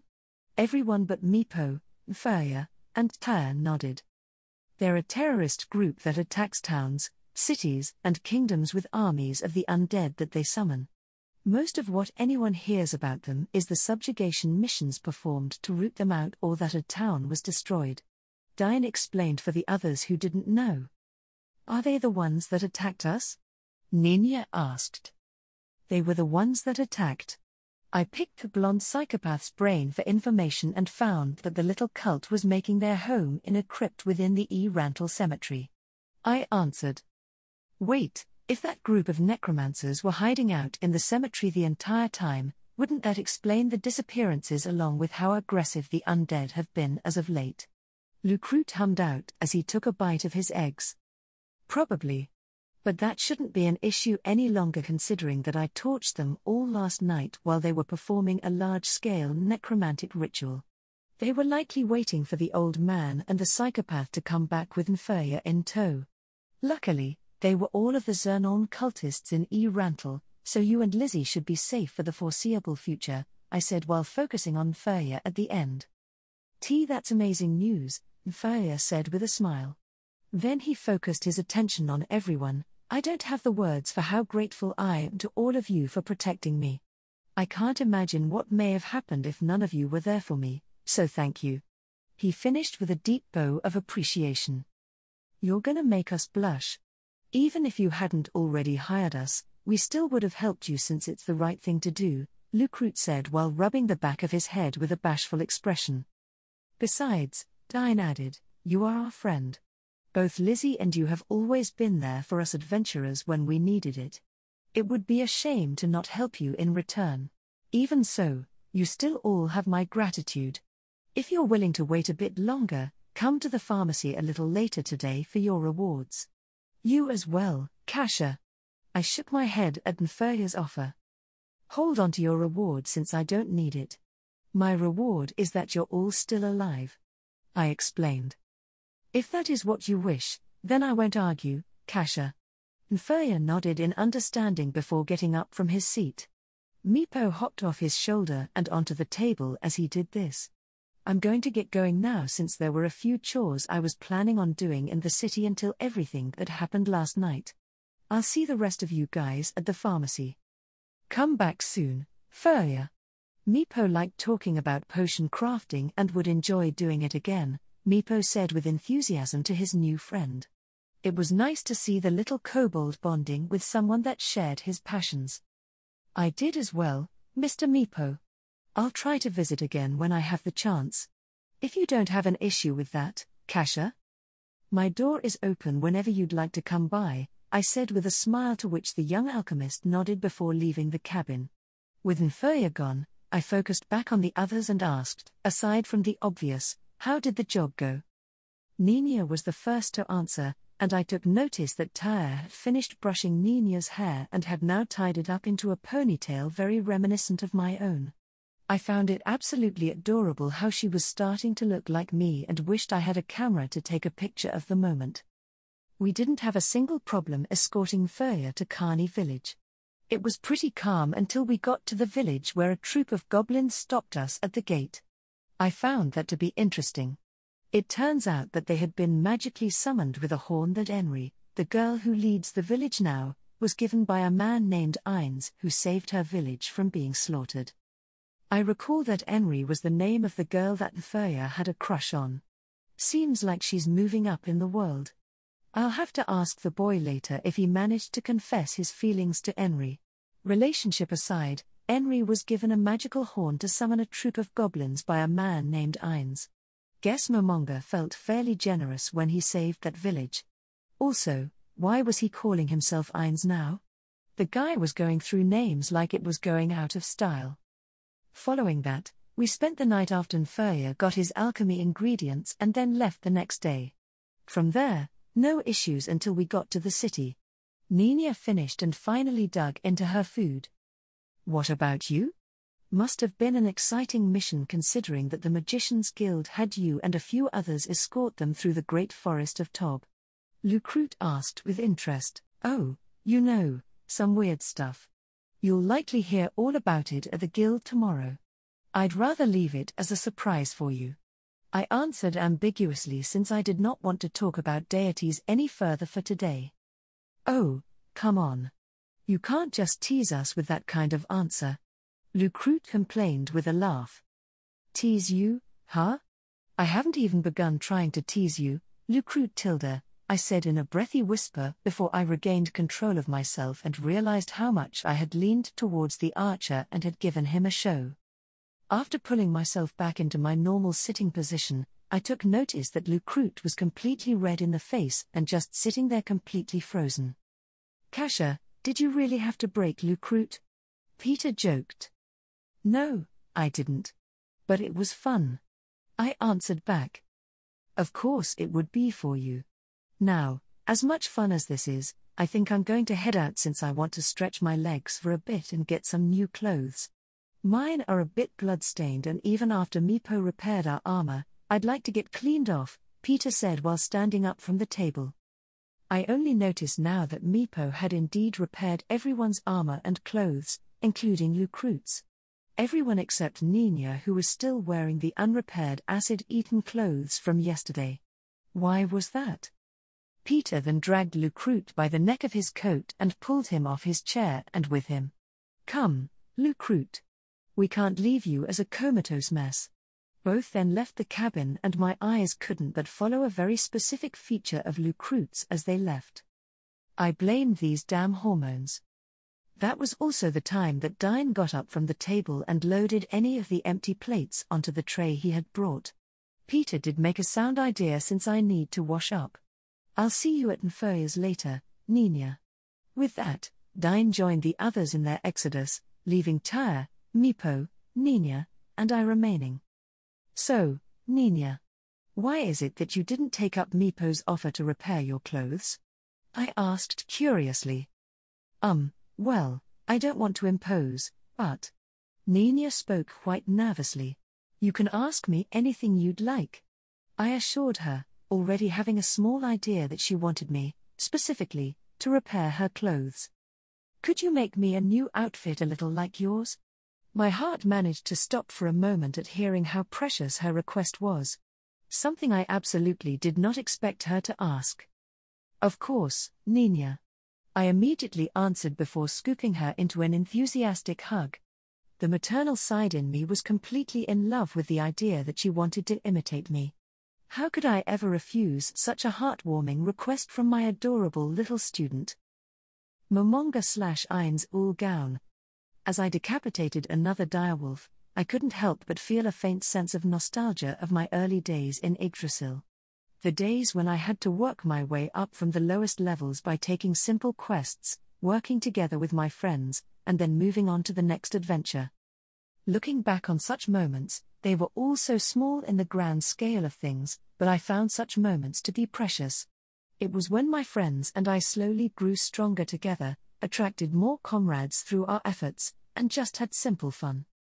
Unfortunately, not even nostalgia could rid me of the annoyance that I felt from taking quests completely below my level. Ducking under another direwolf that decided to leap in my throat, I stabbed my large blade upwards into its underbelly and let its own momentum cut itself open on my blade before slashing another direwolf in half as it charged forwards. Behind me, I could hear Nabril cast a lightning spell that struck another wolf, eliciting a harsh whine that was quickly silenced. Flicking the blood off my blades, I looked around the area and found no more of the direwolves to kill. So, I sheathed my blades and walked up to a wolf in front of me before yanking out a pair of fangs before pocketing them. Nob A, make sure to collect the fangs of these wolves as proof of completion, I stated to Nabril as I moved to the next wolf. Hopefully, after finishing a few more of these missions, Nabril and I would be promoted. I really don't know how much longer I can deal with these dull missions. As I knelt in front of another direwolf corpse to rip out its fangs, I received a message from Demiurge. What could he need to report to me about right now? Demiurge, what is it that you need to report? I demanded in the strict tone that I've been getting used to the more I've used it. Lord Ines, I wish to inform you about a few matters of import. For one, the kitsune known as Fox 13H was reported to have returned to Rantle just an hour ago. Following this, my spy lost track of her location and is currently trying to re-establish her location. I fear that she may have discovered my spy and is currently working on a plot against you. Great, another day of Demiurge acting paranoid about Fox 13, Casha Blanc. Ever since he had discovered her existence, he has been quite adamant about dealing with her in one way or another.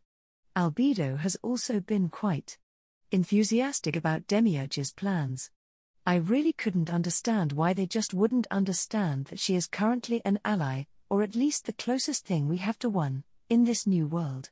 If she became an enemy later on, we could deal with it, but wasting resources that could be directed elsewhere was not worth possibly gaining her ire. Besides, I didn't want to lose the only person I found that was both an equal and also understood what I'm going through. I think I might want to speed up the date for our next conversation since I needed someone I could bounce my thoughts off of that wasn't either a sycophant or would misinterpret what I might say. I tried to follow her advice of just interrogating my subordinates with Geesh, but I just couldn't do it. I still feel some sense of guilt for changing Albedo's backstory and making her obsessed with me. What if casting Geesh upon one of my subordinates, the creations of my friends, might ruin them in a way worse than how I changed Albedo? I'm just not sure. And I'm not willing to risk breaking one of my subordinates in a way that I cannot fix. Right now, the best I can do is continue playing the role that the NPCs have foisted upon me and control their actions that way. I'll think of some other method to ensure my NPCs' loyalties. Demiurge, it is not in Casha's personality to plot the downfall of someone without a reason. We have given her no reason to attack us and we would gain more from her while she is alive than if she was dead. Avoid angering her at all costs, for I do not wish to lose her and would be quite disappointed if something were to happen to her. I ordered in a way that I believe Demiurge would both understand while still seeing me as the leader of Nazarick. I see, Lord Ines. How could I be such a fool as to miss such pivotal piece of your great plan? I serve your orders as a faithful servant of Nazarick. Demiurge accepted, which allowed me to relax. So far, Demiurge was probably one of the NPCs I could trust to follow my orders without issue. I am glad to see that we understand each other. Now, you mentioned that there were some other matters to discuss. Yes, my lord. I have been auditing our supplies for long-term consumption, one of which is the creation of new items, of which quite a few are made from materials that we have a limited supply of. I have a few ideas on materials from this new world that can be substituted with Nazarick's limited materials. Demiurge began, making me appreciate his initiative on auditing our supplies without any order from myself. While I did know about our long-term supply issue, it was appreciated when someone else was able to look into such an issue with ideas on how to fix them. That is a commendable idea, Demiurge. Go ahead and look further into this and alert me on any discoveries you find. Thank you, my lord. Your praises fill me with immense joy, Demiurge said in a pleased tone. As for my final section of my report, some of my spies have identified and located a hidden village northwest of the city of Rantle which you have established your adventuring persona in. It seems to consist of multiple different races, unlike every other settlement that my spies have currently found. If you wish it, I could attempt to annex such a place as it could allow for both a large amount of test subject as well as give us a staging area if you were to ever wish to invade Rantle for conquest. Really, Demiurge? Experiments? I'm not exactly comfortable with live experiments on sentient beings when we have no reason to do so. I could only blame the backstory that Albert gave him for why he had these tendencies to be cruel. Better shut it down now so that I don't have to deal with it later. No, leave this village alone for now and continue to observe. Instead, focus more on discovering information about the Baharuth Empire. While I have Shaltir making her way through the Riastais, I still need to know more about the Empire since Nazarick is near the area where both they and the Riastais have their annual war. I'd like to know about the Baharuth's strength in case Nazarick needs to become involved. I responded. Hopefully, he'd acquire some usable information that I could trade with Kasha. As you command, my lord. I will begin my work immediately. For the glory of Nazarick. Demiurge then ended his message, and left me a few things to think about. My lord, I have finished collecting the fangs from the rest of the direwolves. What do you wish for us to do next? Narbril asked. We shall return back to the Adventurers Guild and complete this quest. From there, I wish complete another quest before the day ends. I answered. Narbril gave me a short bow of acceptance and then both of us started walking back to Rantle. Hours later. The copy. Boss, are you sure about this? I asked while looking at my original with a raised brow. We were currently standing in the bathroom of her cabin at Haven Lake. I was watching from the other side of the bathtub that the boss had me make for her with extremely specific instructions. Even so, this still seemed a little extreme. Fuck yes. She answered after stripping off her clothes. Then, she jumped into the tub, causing water to splash around and causing a few chunks of ice to flow over the edge of the tub and onto the floor. Holy shit, my tits are freezing. She screeched yet continued to remain in the tub of ice water. I really think that there are other ways to deal with your issue besides performing the self-inflicted torture of a Navy SEAL. I remarked while trying to hide my smirk at her unique idea. Why you tay tell me AF after having the urge to jump your tay teammate for multiple hours? She retorted through chattering teeth. Amazing that you have a resistance or immunity to so many different damage types, yet ice on your tits get you chattering like a squirrel. Phew, fuck you. I have a armor for that. I simply rolled my eyes at her response before I began walking out of the bathroom. Try not to stay in there too long. Wouldn't want to find out if it's possible for a demigoddess to suffer from hypothermia. I received a splash of ice water in response that ended up missing me. At this point, she should just have sex already if she was going to bitch about doing everything to avoid it. Ah well, just some food for thought since she'd probably blow my recommendation off and try multiple other plans until eventually falling back to my advice. At least it would be entertaining until then. Dracula is so out of fashion. Nina, could you make me a new outfit a little bit like yours? I hesitantly asked Kasha. The moment I did, her eyes widened in surprise before she instantly answered without hesitation. Of course, Nina, she said with a lot of happiness before pulling me into one of her warm, but crushing, hugs. How could I ever refuse such a heartwarming request from my adorable little student? I guess it was dumb of me to think that Kasha wouldn't want to do so. I couldn't help but smile at the thought. She does care for me after all. Enough that even her goddess mother told me so, as well as requesting that I call her grandma.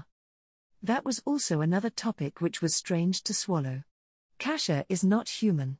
Even if her disguise was flawlessly realistic, it didn't change the fact that she had tails and ears under it.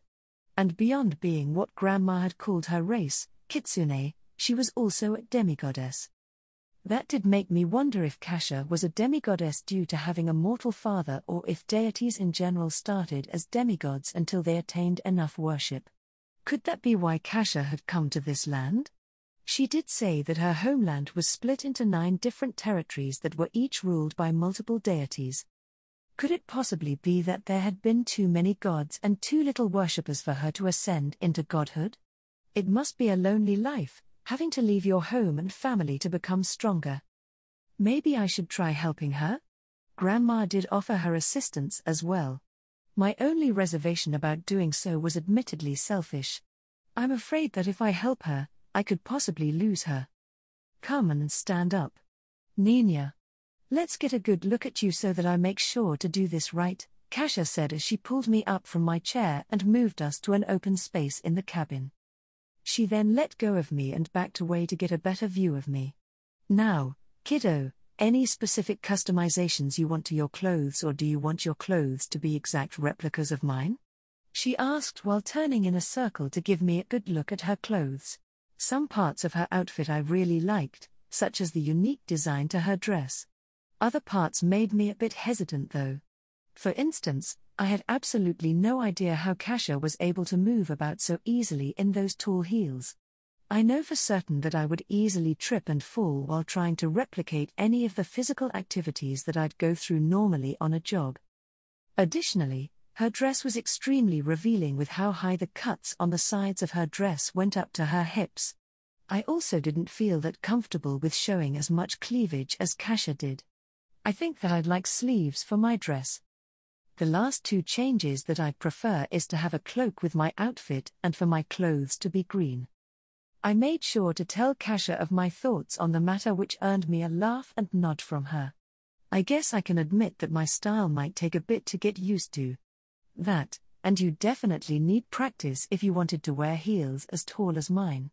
Still, one custom magical outfit coming right up, she announced before throwing a spell at me. One moment, I felt the air on my naked body, the next, I was clothed once again.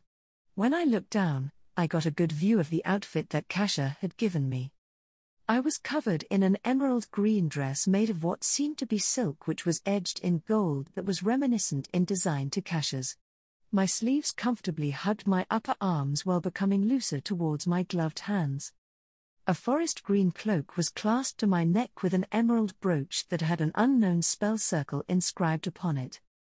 At my waist was a belt which hung to an angle that was already equipped with a sheath to hold the stiletto acquired from Clementine, along with a few pouches that I could tell already had a bit of weight to them. Looking downwards towards the skirt section, I took note that it barely teased a hint of skin of my upper thigh, while the rest of my legs were clad in emerald green boots lined in gold. I did notice that there was a slight wedge to my heels, but not enough to be an inconvenience. I believe that this is some of my finest work to date. Take a look for yourself, Kasia remarked while pointing behind me. I turned around to see a full-length mirror which held the image of an almost unrecognizable reflection of myself. If I had been told a few weeks ago that I'd look like one of those pretty noble girls today, I'd have thought the person crazy. Yet now, I found Taya at my side with a reassuring hand on my shoulder. She then leaned down and spoke into my ear. You might not think it the truth, but I think you look very beautiful right now. You really think so? I asked while continuing to gaze at my reflection. I know so, little sister. Taya replied with absolute sincerity. Then, I saw Kasia join Taya and I as she stood on my left side. You know, an up-and-coming beautiful mage like yourself needs some type of epithet. I think that Nina, the Emerald Mage, has a nice ring to it. What about you? I felt my eyes misting a little as I looked in the mirror at the three of us together. It almost looked like a mother and eldest daughter taking the youngest out shopping for new clothes. Wrapping an arm around the waists of both, I gave each of them a one-armed hug. Thanks, you two. Taya wrapped her arms around my shoulders while Kasia gave my left shoulder a reassuring squeeze. You know, Taya, I've no doubt that we'll soon need to worry about our little Nina dealing with packs of boys begging her for attention. My face quickly turned red at Kasia's teasing. Kasia. Then, I spotted Taya's eyes meet Kasia's with a conspiratorial glint. Following this, a sly smile filled her face. And then our little Nina will need advice on what to do when meeting a boy she likes. Taya. After that, she'll be indecisive on what to wear during her dates. We'll definitely need to help her out, Kasia added. I felt like steam might begin blowing out of my ears at this point. All of that will lead to picking out the perfect gown to her wedding. Tara finished, making me want to melt into a puddle on the floor in embarrassment. Don't worry, Nina. Your big sister and I will be there every step of the way to coach you on. And if you really need help about certain activities, we'll be there to give you any advice you need. By the gods, I said, while trying to hide my face with my hands. The teasing laughter of both women echoed throughout the room. I couldn't believe that I had to hear my mother figure and older sister talk about things like that to me. I was only saved from further teasing when Meepo made his presence known to us. I couldn't put into words how thankful I was for his timely interruption. Excuse me, mistress. But Meepo has something for tiny mistress, Meepo stated while I pulled my hands from my face to look at the little kobold approaching us with an elegant staff that seemed more like an art piece of immense value than a tool of magic that I guessed it was.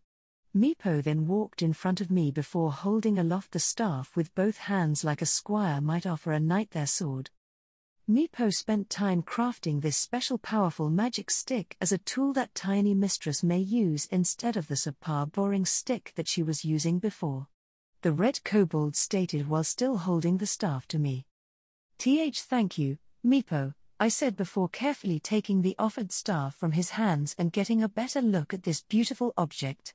While a rich brown wood made up the main shaft of the object, it was hard to distinguish if the wood was the base of it or if the silvery metal that wove itself about the wood was. Along the entire length of the staff, multiple lines of runic carvings in a language that I couldn't understand flowed across it, almost like they had naturally been part of the staff instead of being carved into it. The moment that I touched the staff, the runes flashed red before settling to a soft green. The bottom of the staff ended in a diagonal tip of metal while, nearing the head of the staff, the silvery metal expanded into 4 prongs that wrapped around a ruby sphere that glowed with a soft crimson light. On each of the 4 silver prongs sat a pair of emeralds that stack on top of each other, which seemed to contain lightning within their facets. Meepo, this is a very beautiful gift. I can't thank you enough for it, I said in appreciation. No need to thank Meepo. Meepo is proud to create such an object for you. Special powerful magic stick is enchanted to bond to its wielder. None can use but you, and it comes if called. Also, shiny jewels can contain spells that tiny mistress can cast if you push mana into them. Some of Meepo's greatest crafting. The kobold craftsman stated with a smile. I knelt down to Meepo's level and gently set his gift down next to me before pulling him into a hug. Thank you very much, Meepo. You are welcome. Meepo answered with a wagging tail. I smiled and nodded before breaking my embrace with him and picking the staff up and standing once more. Now you are looking like a professional and powerful mage. Ready to take a walk around town for a bit? We have to make sure that you are able to walk around comfortably in your new clothes, since I'd like to make sure I eyeballed your measurements correctly, Kasha said, making me suddenly feel a little self-conscious about what other people might think of me. Are you sure? Nina, you're thinking too hard right now. I think that today would be a good exercise in building up your confidence. Kasha interrupted before looking at Tara. What do you think? Tara gave an amused smile in response before replying, I think that would be a marvelous idea, Kasha. Tara, Kasha, what are you two talking about? I asked with some worry. I felt extremely betrayed as both women didn't say a word before they locked an arm into either of mine and started marching me out the door. Don't I get a say in this? Both women looked at each other and then down to me before simultaneously answering, no. There was nothing I could do to resist them as both were much stronger than me.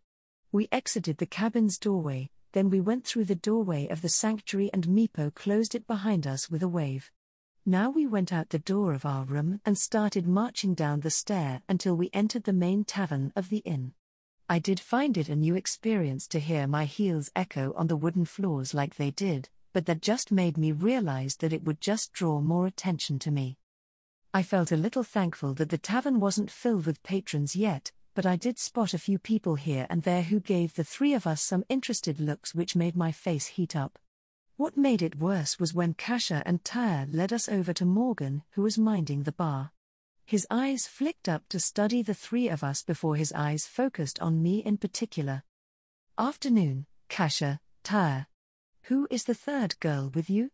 She looks familiar. The innkeeper asked while cleaning out a mug. Oh, happy that you asked.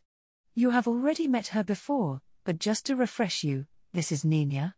Kasia answered while patting my shoulder with her free hand.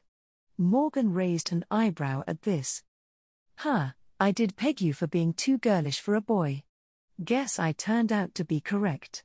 Doesn't really explain how you managed to either hide your long hair or grow it to that length since the last time I saw you. He then noticed that both women were holding my struggling arms to my sides. Is there something going on with you three? He asked while pointing at my struggling arms.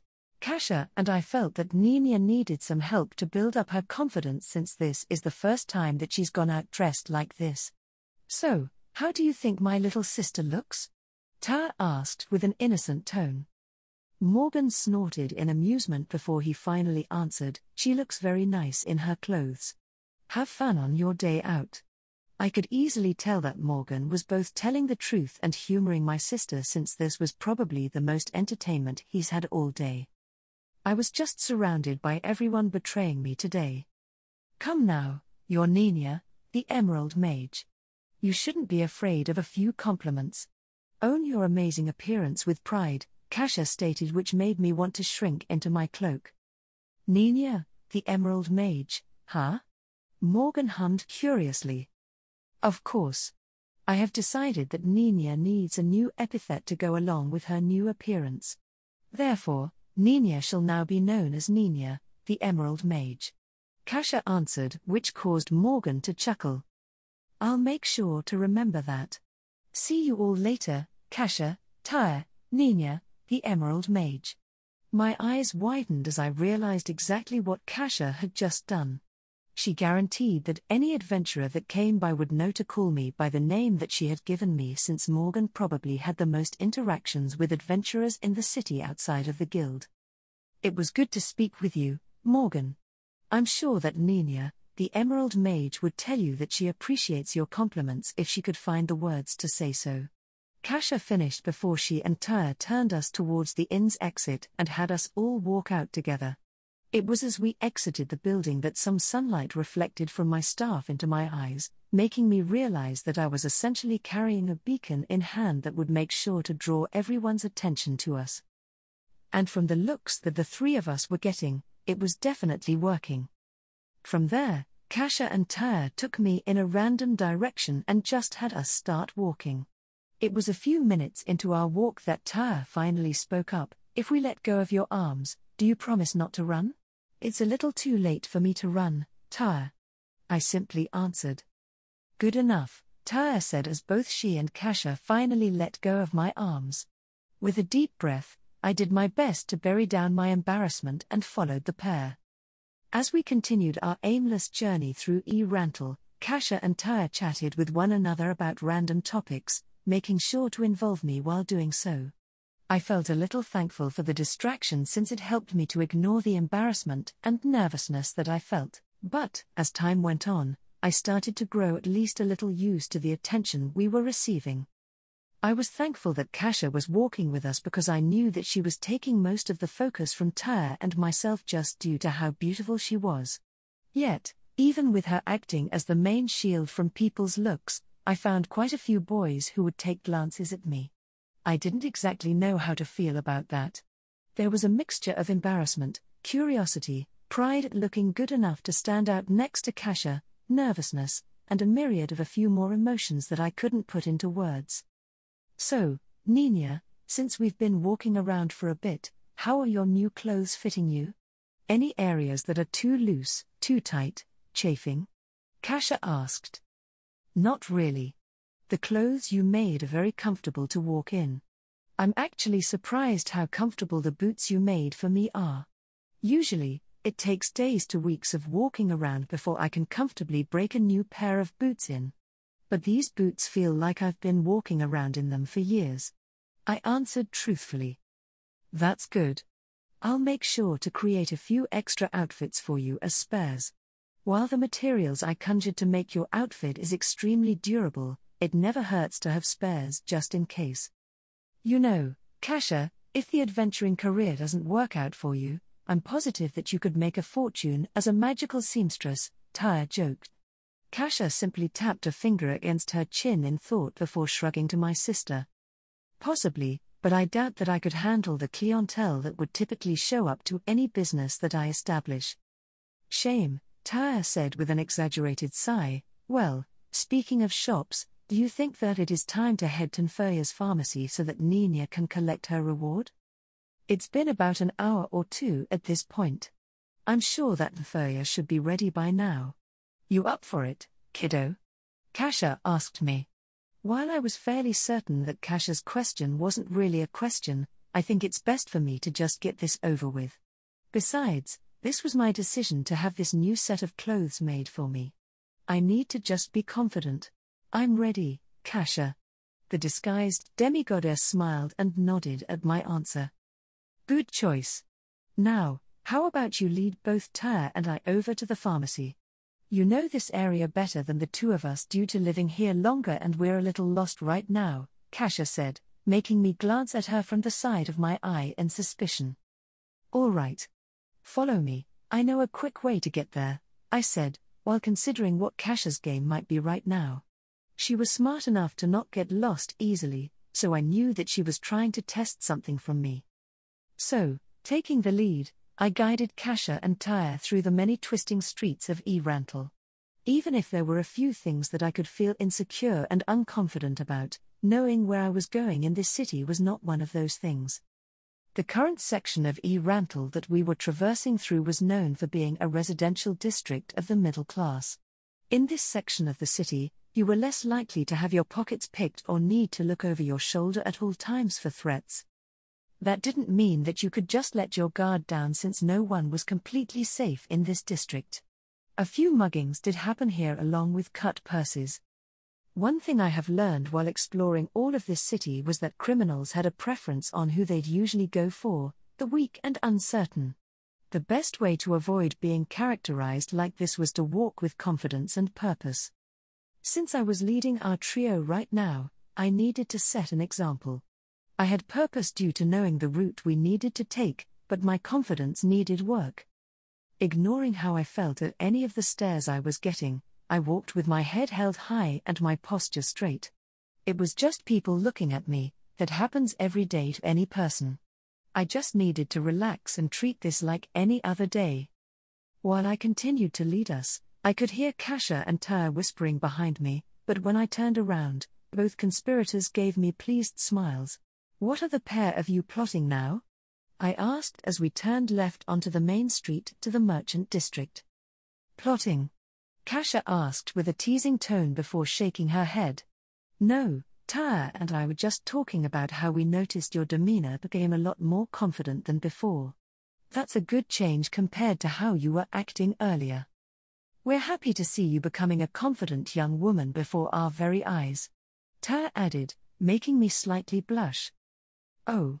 Thank you, I said simply, not knowing what else to say. It was a little while longer until we finally arrived at Lizzie and Nfuria's pharmacy and, with a slight moment of hesitation, I pulled open the door and entered inside with Kasha and Tyre following after. We spotted Lizzie behind the counter of the shop, whose eyes widened before giving a large smile at seeing Kasha. She quickly got out from behind the counter and rushed up before Kasha and embraced her. Thank you for protecting my grandson. I don't know what I would have done if he had been taken. He's all I have left in this world, Lizzie said with grateful tears in her eyes.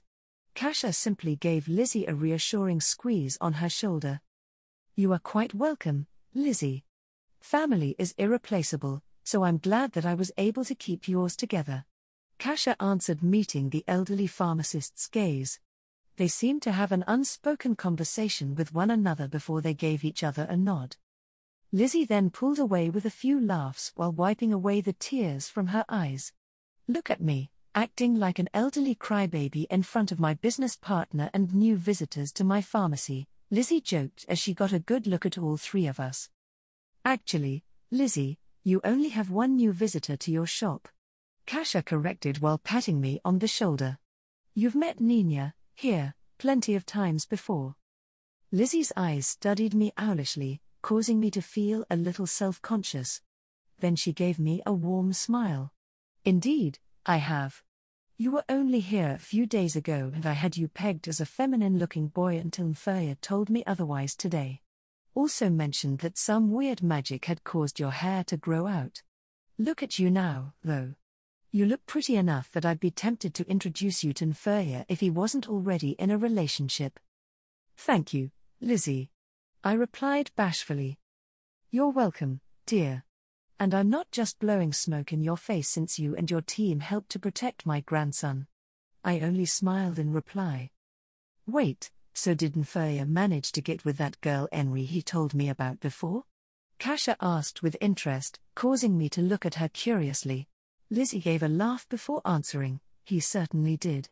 Wouldn't stop cawing about it after telling me about everything else that happened. She then gave a furtive glance around the shop before looking back to Kasha. Between you and me, I think he did a little more than just confess his feelings to little Enri. Kasha and Lizzie then looked over to me. Hey, kiddo, when you were escorting Mferya, did you happen to notice anything odd during your time in Kani village? Kasha asked. I took a moment to recall two things that stuck out. Well, he did take a long time acquiring ingredients with Enri. About an hour or two. After that, I'm not exactly sure where he slept during that night in the village. I know that my team and I rested at the inn, but I don't know about Mferya. I answered. Lizzie started laughing after hearing my response and I looked at her with some confusion. What's so funny? I asked. It should only take 20 minutes to load up a wagon since they know what our usual order will be. Kasha burst out laughing as Lizzie said this. I had a small giggle as I came to the realization that the two older women had. I guess that Mferya and Enri had some repressed feelings to sort out. I only wished that they had chosen a slightly better time to do so since being watched by squads of goblins was not a pleasant experience. After we had calmed down a bit, Lizzie's eyes flicked over to Tyre. So, I can assume that you are with these two. Who might you be, miss? I'm Tyre. I'm Nina's older sister. It's a pleasure to meet you, Lizzie, Tyre said. Appears that all the girls in your family were blessed to look pretty. Lizzie remarked. That's very kind of you to say. Tyre replied. Well, kindness is one of my good traits. Helps to bring in and retain customers. Still, I doubt you're just here to listen to this old woman ramble and give compliments. Your other friends have already stopped by for their rewards. Mferya is in the back whenever you are ready to see him. Thank you for letting us know. Nina, how about you go pick up your rewards while Tyre and I talk with Lizzie? I didn't exactly trust Kasha and Tyre to be alone with Lizzie after sending me away, but there wasn't much I could do about it. So I went past Lizzie's store counter and headed through the doorway to the back area of the pharmacy. It was there that I found Mferya hunched over a table that was loaded with flasks, beakers, and a myriad of other alchemical devices that I didn't have a name for. He seemed very deep into his work as he didn't even notice my footsteps on the wooden floors. I called out to him in an effort to get his attention. Hey, Mferya. I noticed his body slightly flinch as he was pulled out of his concentration before he turned around. Hello, Nina. Mferya then paused for a moment as he examined me before adding, you certainly look different. Did you just get those new clothes after I left? Yeah, Kasha made them for me with her magic. That certainly is convenient. They look nice on you, he said quickly before reaching under the table of his alchemy tools and pulling out a satchel that he handed over to me. After taking it from his hand, I opened the satchel and was unable to control my eyes widening in surprise at the amount of silver coins inside with a single gold coin resting on top. I looked up to Mferya with some hesitation in taking this large of a reward. And he gave something similar to the others as well? A person could likely live a very comfortable life if they didn't overspend with this amount of money. Are you sure about giving this to me? It seems like too much. I asked. Please, Nina. You, your team, and Kasha saved my life from a horrific cursed fate, and through that, saved this entire city from being annihilated by an army of the undead. Even though Kasha did most of the work, I know that she won't take a reward from me. So, I'm going to reward your team for both fighting with all of your might to protect me, and as a reward to Kasha by proxy. Thank you for everything. Nefaya finished while holding his hand out to me. I gave him a nod and shook his hand in return. He then gave me a smirk and added, "Besides, Grandma and I are getting closer to cracking the method of making a substitute blood of God healing potion. Once we do that, we'll likely never have to worry about money again." Both of us shared a good laugh at that before it was finally time for me to leave. "Thank you for the generous reward, Nefaya. Hopefully, you'll hire the Swords of Darkness again if you ever need help," I said as I began to leave. "Like I told Peter, your team will be the first I go to if I ever have a job to be completed." Nefaya answered before he turned back to his table and started mixing ingredients once again. I, on the other hand, made my way back to the storefront where I saw Kasha chatting animatedly with Lizzie while Tyre laughed. Feeling a little worried at what the three of them might have been chatting about, I continued walking towards the three, the sound of my boots managing to draw their attention. "Hey, kiddo. How'd it go?" Kasha asked. I held up the satchel with a smile. "Very well." Nefaya was extremely generous with his reward. "It's almost a little overwhelming, to be honest. I've never seen a reward this large in my entire career," I answered. "The largest reward you earned in your career so far. As you and the others get stronger, you'll be able to take on greater missions with even larger rewards. The only place to go from here is up," Kasha said while patting me on the head. "Then I'll just treat this as a good starting off point," I answered. "Good girl. Now, I think we should get going. Daylight's burning and all." I gave her a nod and then looked to Lizzie. "I guess that I'll see you around again soon enough. Adventurers are always in a need for potions, after all," I said, making Lizzie give me a wide grin. "I like the sound of that, Nina, the Emerald Mage." The moment that Lizzie said that, I couldn't help but groan in embarrassment. "Don't tell me that Kasha and Tyre got to you as well?" Lizzie simply shrugged in response. "Trust me when I say that it's not a bad moniker to have. I've encountered more than a few adventurers in my day who ended up with horrible titles. Argoth the Flinching, Yavima the Unsure, even Gulman the Directionless have all been adventurers who ended up with names that hurt their careers. The fact that your teacher came up with a simple enough name that won't hurt your reputation is quite a boon. Especially with her spreading it around like she is." I could see her point. Still, did Kasha really have to promote this name in such an embarrassing manner? "Sounds reasonable," was my only answer. "Seems like Tyre and I have managed to tease Nina enough today. It was good to see you again. I hope your research into that potion is going well," Kasha said as she began pulling Tyre and I out of the shop. "It is. You'll be the first to know when we make a breakthrough. Come again soon," was the last we heard as we closed the door behind us after exiting the shop. As we walked away, Kasha leaned down to me with a smirk and whispered, "Don't worry, even after you become a famous adventurer known throughout the land, and you'll likely be so busy with all of the quests and people that you'll need to deal with, just remember one thing, you'll still be my little Emerald Mage. Okay, kiddo?" "I won't forget, Kasha," I whispered back. She gave me a wink in response before straightening back up, and I felt a massive sense of happiness from that. The three of us spent a longer time walking around the city, enjoying each other's company, and I spent the time showing Kasha and Tyre the different shops, food stalls, and locations that I thought were the best in the city.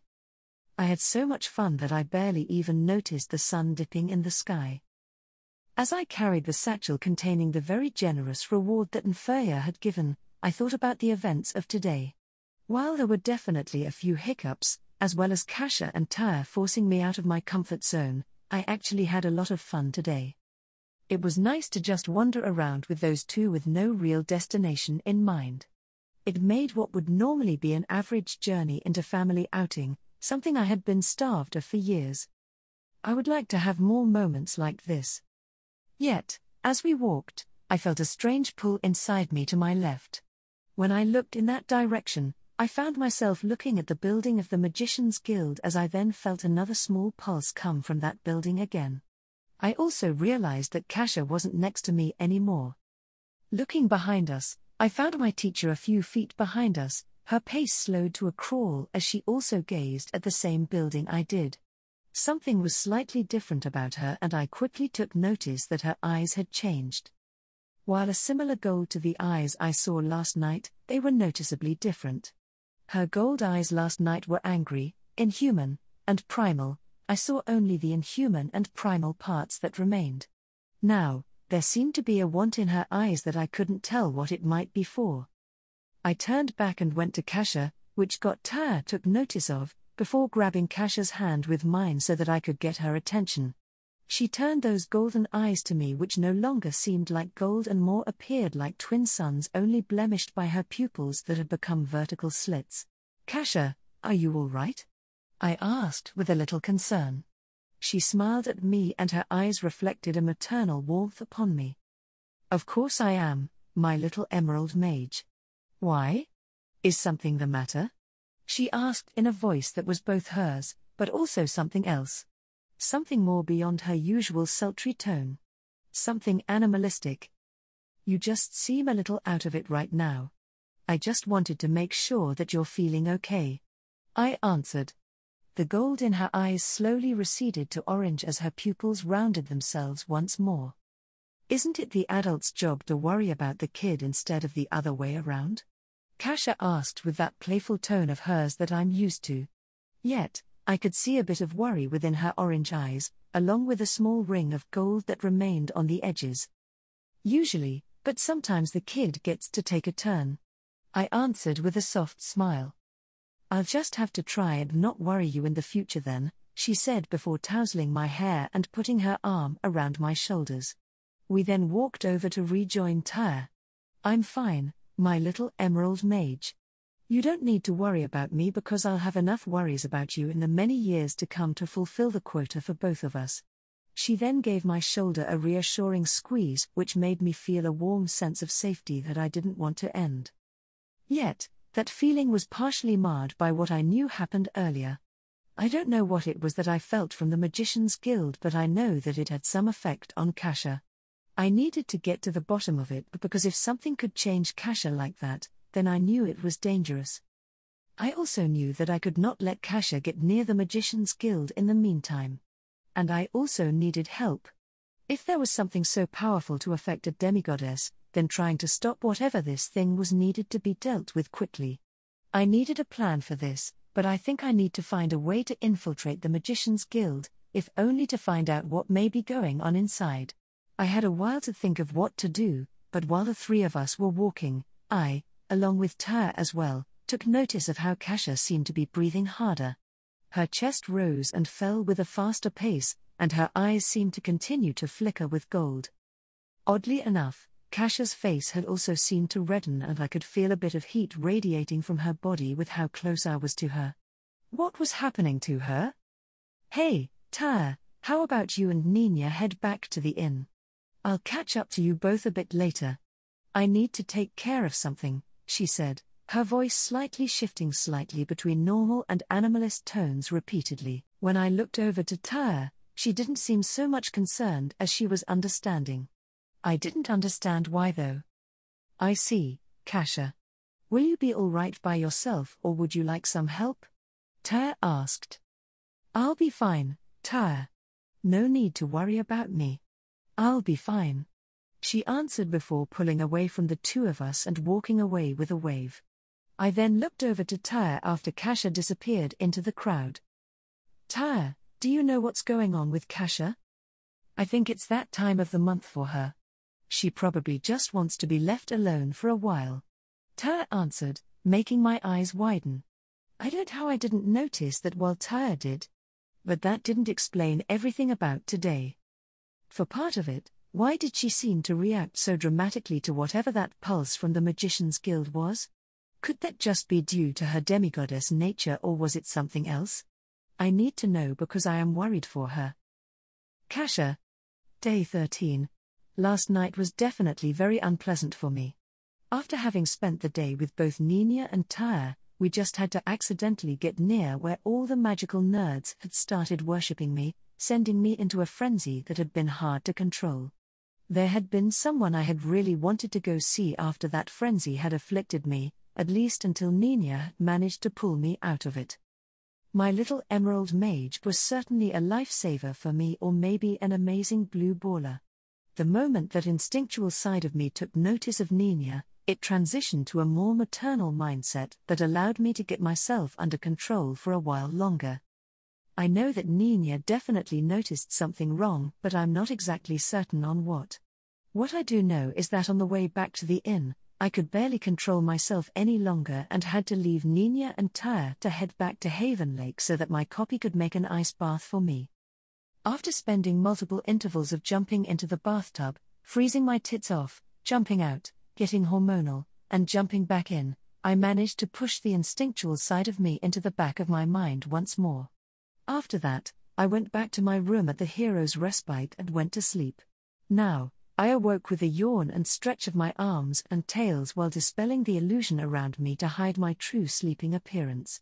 I took notice that the usually smooth fur on my tails was quite frazzled. I wish I had the time to groom them properly, but it wasn't exactly a good idea since Nina and Tyre could come out at any time. So, after reapplying my kitsune illusion, I re-equipped my clothes and got out of bed. Just as I did so, I heard a knock at my door. Taking a sniff of the air, I noted that the scent of the person outside the door wasn't from anyone I was familiar with. Who could this possibly be? Just a moment, I said as I walked over to the door and pulled it open. What I found was a young man in a cloak with an impatient expression on his face. "What can I do for you?" "Miss Blanc, Guildmaster Pluton has requested your immediate presence at the guild," the young man said, impressively keeping eye contact with me as he said this. "While I'm not saying no, did he mention any reason as to why he needs me there immediately?" I asked while crossing my arms. "No, ma'am. Whatever he has to say is for your ears only. I only know that he just requested for you to come to the guild immediately," the messenger answered. "Fine. Give me a few minutes and I'll head on over," I answered. Whatever Pluton needed was probably big, at least, considering the last time he requested to see me involved guild politics. "Sorry, ma'am, but I can't stick around to escort you to the guild. I need to deliver my message to 3 others." He then gave a quick bow before rushing down the hall and out of my sight. Now, that is quite curious. What could possibly require multiple people, myself included, that could only be told in person? Just as I was about to close my door, the door to Momonga's room opened and the metallic clang of armored footfalls filled my ears as the tall, dark-armored form of Momonga stepped out of the room and walked over to me. "Morning, Momo. Anything I can do for you?" I asked. Trailing after him was Nabril, or Nobe as Momonga wanted me to call her while in her adventuring persona. "Hello, Kasha. Can we talk inside for a moment?" Looking back into my room at the door to the sanctuary, I figured that I had a bit of time before Nina and Tyre woke up. I also could easily teleport to the guild, so that gave me 20 to 30 minutes before Pluton could get impatient. "My door's always open to a friend," I answered as I pulled open my door, stepped aside, and gestured the pair inside. Momonga paused for a moment at my response before he nodded and stepped in while Nabril cautiously followed after. Then, I closed the door and led them to my table, which we all took a seat around. "Last night, one of my subordinates revolted against me," Momonga stated, causing my eyes to widen as I tried to consider if the NPC did so due to disagreeing with one of his decisions. From what I can currently piece together, some form of mind control has fallen upon her, at least from what it looks like. But that should be impossible. Thank God that it wasn't just a regular revolution, or at least what Momo thinks it might be. Still, why would mind control be impossible? I asked. "Shaltir is a vampire. An undead like her shouldn't be able to be dominated by any normal mind control. I can only assume that there must be someone who has the ability to cast spells of a high tier or that another player is involved. The moment that Momo said that, I became worried. Fuck. We are in trouble. I've been dealing with the Magicians Guild of Rantle for the past few days. From what I have learned about them from being this kingdom's highest official authority in magic, 4th tier spells are the highest that their skilled mages can cast. 5th and 6th are achievable for the absolute pinnacle mage, but beyond it is considered to be godly. We are either dealing with an impossibly strong individual inhabitant of this world, which is probably impossible, a group that poured their magic together to mind control your NPC, or a player that is hostile and finally decided to make a move. I reasoned out. That is what I'm afraid of. My subordinates are currently looking for her, but they've been ordered not to approach if they did find her. I wanted to alert you about this in case you might possibly know any information that could be helpful and because you are both a player and an ally. If I and NPCs are being targeted, you could be under threat as well. I smiled at the decision he made to even tell me about this. Thank you for informing me, Momo. I know it was probably difficult for you to reach out and tell me about this. I appreciate the sentiment, I said with a smile. While I don't have any useful information at the moment, I'll inform you immediately by message if anything comes up. Don't be afraid to contact me if you need any further help. We players have to stick together, after all. I then held out my fist to the armored skeleton. He looked down at it with a slight pause before looking at his own hand. Then, he made a fist and bumped it with mine. For a moment, I noticed that green shine of his curse taking effect before it faded away once more. Wonder what that was about. Curse aside, I did find it a little amusing how Narbril watched our interaction like a lost puppy before she looked down to her own fist. Momo then stood up, and Narbril ended her silent contemplation as she joined him. I appreciate your help. Try and stay safe since we still have an unknown enemy out there. I wish you the same. I have to go wake my girls up before heading to the Adventurers Guild for some meeting. I'll try and do some digging for you after I take care of that. Momo nodded after I said my piece and the pair left my room after that. Getting up from my chair, I headed over to the sanctuary and went inside while contemplating what this all meant along with a few other things that I knew which I hadn't shared with Momonga. Loki had told me during our meeting that players had come here before, and usually in batches. This meant that either some players had managed to stick around for however long in this new world before we showed up, or they may have left some things around that the inhabitants here could have used. And that was if it wasn't just another player that had also come with Momonga and I to this world. I would prefer if it was just another player that we had to deal with instead of some group or organization of people who had the abilities or items of a player from Yggdrasil. One person was easy enough to handle, an organization was an entirely different beast.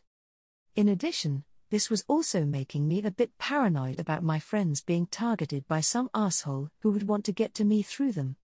Guess I'll have a good use for those kitsune bodyguards after all. Still, I could worry about that after I dealt with whatever business that Pluton needed to talk to me about. With no further ado, I opened the door to the cabin and found Nina and Tyre still sleeping in their beds. The only one up was Meepo, who had been busy making some tea in the corner. When he noticed me, he quickly became excited until I put my finger to my lips. Motioning him over, I knelt down before whispering, I need to head to the Adventurers Guild immediately today because my presence was requested. Let Tyre and Nina know where I went because I didn't want to wake them up. Meepo will do as you ask, mistress. The little kobold whispered back. I patted him on the head and thanked him, causing his tail to wag. Then, taking one last look at the two girls sleeping in their beds, I left the sanctuary and contacted my copy with, message. Can I resummon you right now? I asked. Sure thing, boss. She responded, making me end, message and recast, replicant, summoning my copy in front of me. Whoa, that was pretty heavy. I'm not looking forward to us having to possibly fight another player in this new world. She remarked. Neither am I. The collateral would be catastrophic if done near any inhabited areas. We also can't be sure if it's not this world's inhabitants doing it. For now, increase security around Haven Lake, summon higher-leveled kitsune, and put some hidden bodyguards onto my team, Tyr, Furya, and Lizzie. Got it. Beef up security, call some bigger muscle, protect your friends, your boyfriend, and your kids. Am I missing anything else? She parroted back with a cheeky grin. I didn't feel like arguing, so I shook my head. You've got your orders. Now, go. She gave me a two-fingered salute before teleporting away. With that matter handled at the moment, I then teleported myself into the alley near the guild and walked out before heading into the building. Thankfully, due to it being the early morning, barely anyone was here, so I made my way over to Pluton's office and knocked on the door. Come in. The man's voice answered. Opening the door, I stepped inside before closing it behind me. I was greeted to a serious expression from Pluton Einsack. I hope, from the extremely serious expression you're giving me, that I'm not in trouble for anything? I asked while walking over to take a seat at his desk. He shook his head and gave a wry smile. You are not in trouble. Normally, today would be one to celebrate, considering that you're being promoted past the platinum plate that I promised and up to mithril plate. He then slid a turquoise-green metal plate attached to a chain across the table, which I picked up. Then, I took off the silver plate necklace I was wearing and replaced it before sliding my former plate back to the guildmaster who took it. Raising a question eyebrow, I asked, not that I'm complaining, but why am I being promoted to mithril plate instead of platinum? I've known and been friends with Theo for a long time. He says things exactly as they are and never exaggerates. Count me very surprised that he sends me a letter the day that all of you get back saying that you need to be promoted immediately to adamantite plate. Theo wouldn't lie to me about this, nor would he stake his reputation on giving anyone an adamantite plate recommendation. And it looks like Theo is already trying to get his goddess promoted in her side gig. That is just adorable with how he's trying to get my favor. Pluton twirled the silver plate in his fingers for a moment before gazing at me once more. I trust Theo with my life, and if it was just up to me, I'd likely give you an adamantite plate, following a test or two, he said with a smirk, but such a decision takes more than just myself to allow. In the meantime, I'm giving you a mithril plate to tide you over. That's what leads to me calling you along with the leaders of 3 other mithril plate teams that we have on hand. What's so important that you need 3 mithril plate teams along with myself to hear it? I asked with a sneaking suspicion. While I won't say everything until the rest of the teams arrive, I will tell you that it involves a vampire that ripped its way through a few adventuring teams last night. Oh, fuck. I stood up from the table immediately, much to Pluton's surprise. I'm fairly certain I know the identity of the vampire you're talking about. One of my friends has been hunting her for a while. Would you mind if I brought him in? Certainly. Who is this vampire and friend of yours? Pluton asked with rapt attention. Since Momo's vampire wasn't exactly in control of her actions, I felt that I should try to keep her real identity hidden as a kindness. Her name is Bathory. My friend, while technically still a copperplate due to being new to this country like I am, is probably one of the strongest people in this city.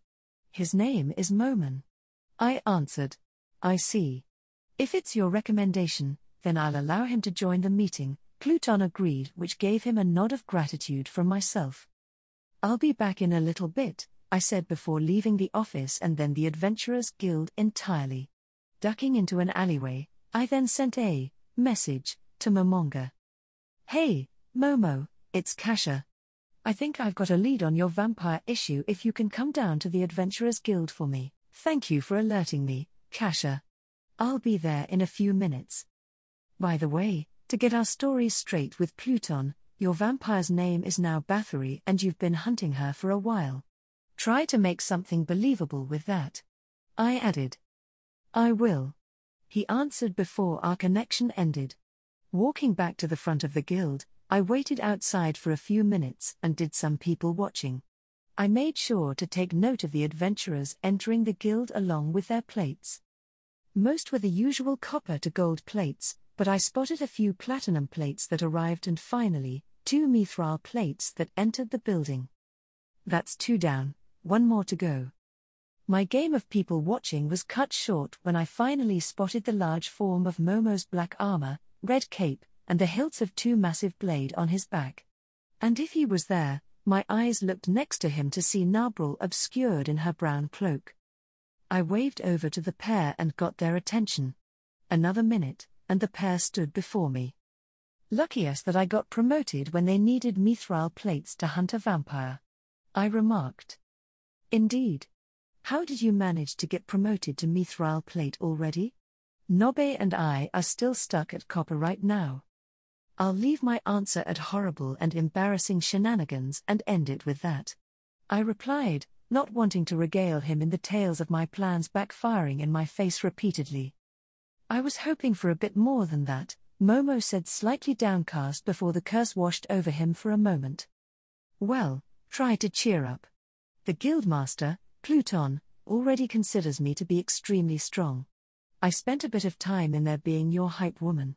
He's probably going to let you come on whatever mission he has planned.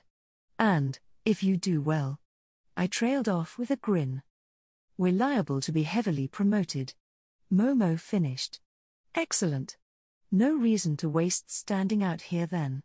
I then lead the pair inside with me and towards Pluton's office. By the way, how do our adventurer personas know each other?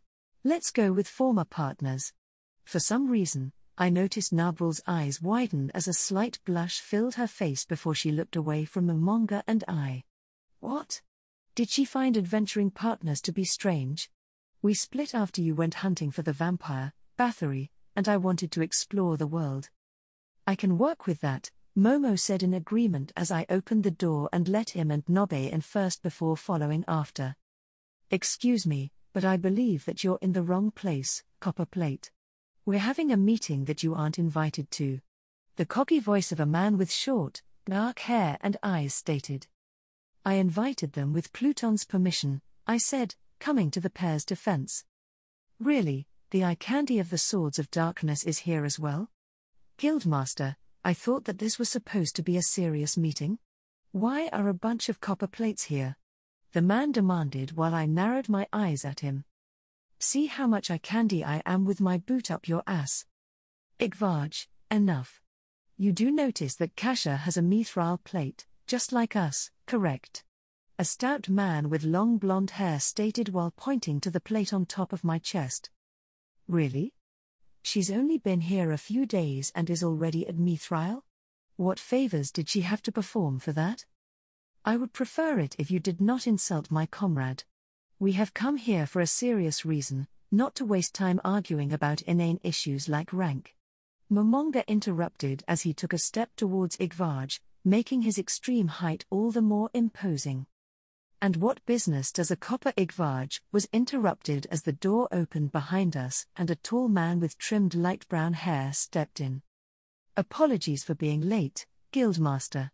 I'm here for the meeting as representative of Sky Wolf. The man stated as he walked around Momo, Nabril, and I and took a seat. Now that you are all here, we can finally begin, Pluton stated. We still haven't been given an answer for why the copper plates are here. The prick demanded, making me roll my eyes at how he couldn't read the room. It also amused me to see that Momo had to subtly make Nabril sheath her slightly drawn sword. You'll know in due time. Kasha, Momon, and Nobe, take a seat. The three of us did so and Pluton continued. Last night, a subjugation mission on a cave of bandits was performed by a group consisting of multiple adventuring teams. By all rights, it should have been a simple mission. Unfortunately, it turned out that a vampire had already killed the bandits inside and turned its attention to the adventurers outside. The only known survivor managed to escape and alert us about this after the vampire slaughtered his allies, Pluton stated with a dour expression. A vampire. If it managed to arrive at Rantel, then a single one of its bites would be enough to start dominating the city. The stout adventurer stated in horror. Guess that this is why you needed to call all of us mithril plates here together. The man from Sky Wolf remarked. I noticed Igvaj grin at hearing this, Sounds like a mission worthy of our talents, he said with a brazen attitude. And if the three of you and your teams try to fight her, all of you will die, Momo stated, dragging everyone's attention to his armored form. How do you know this?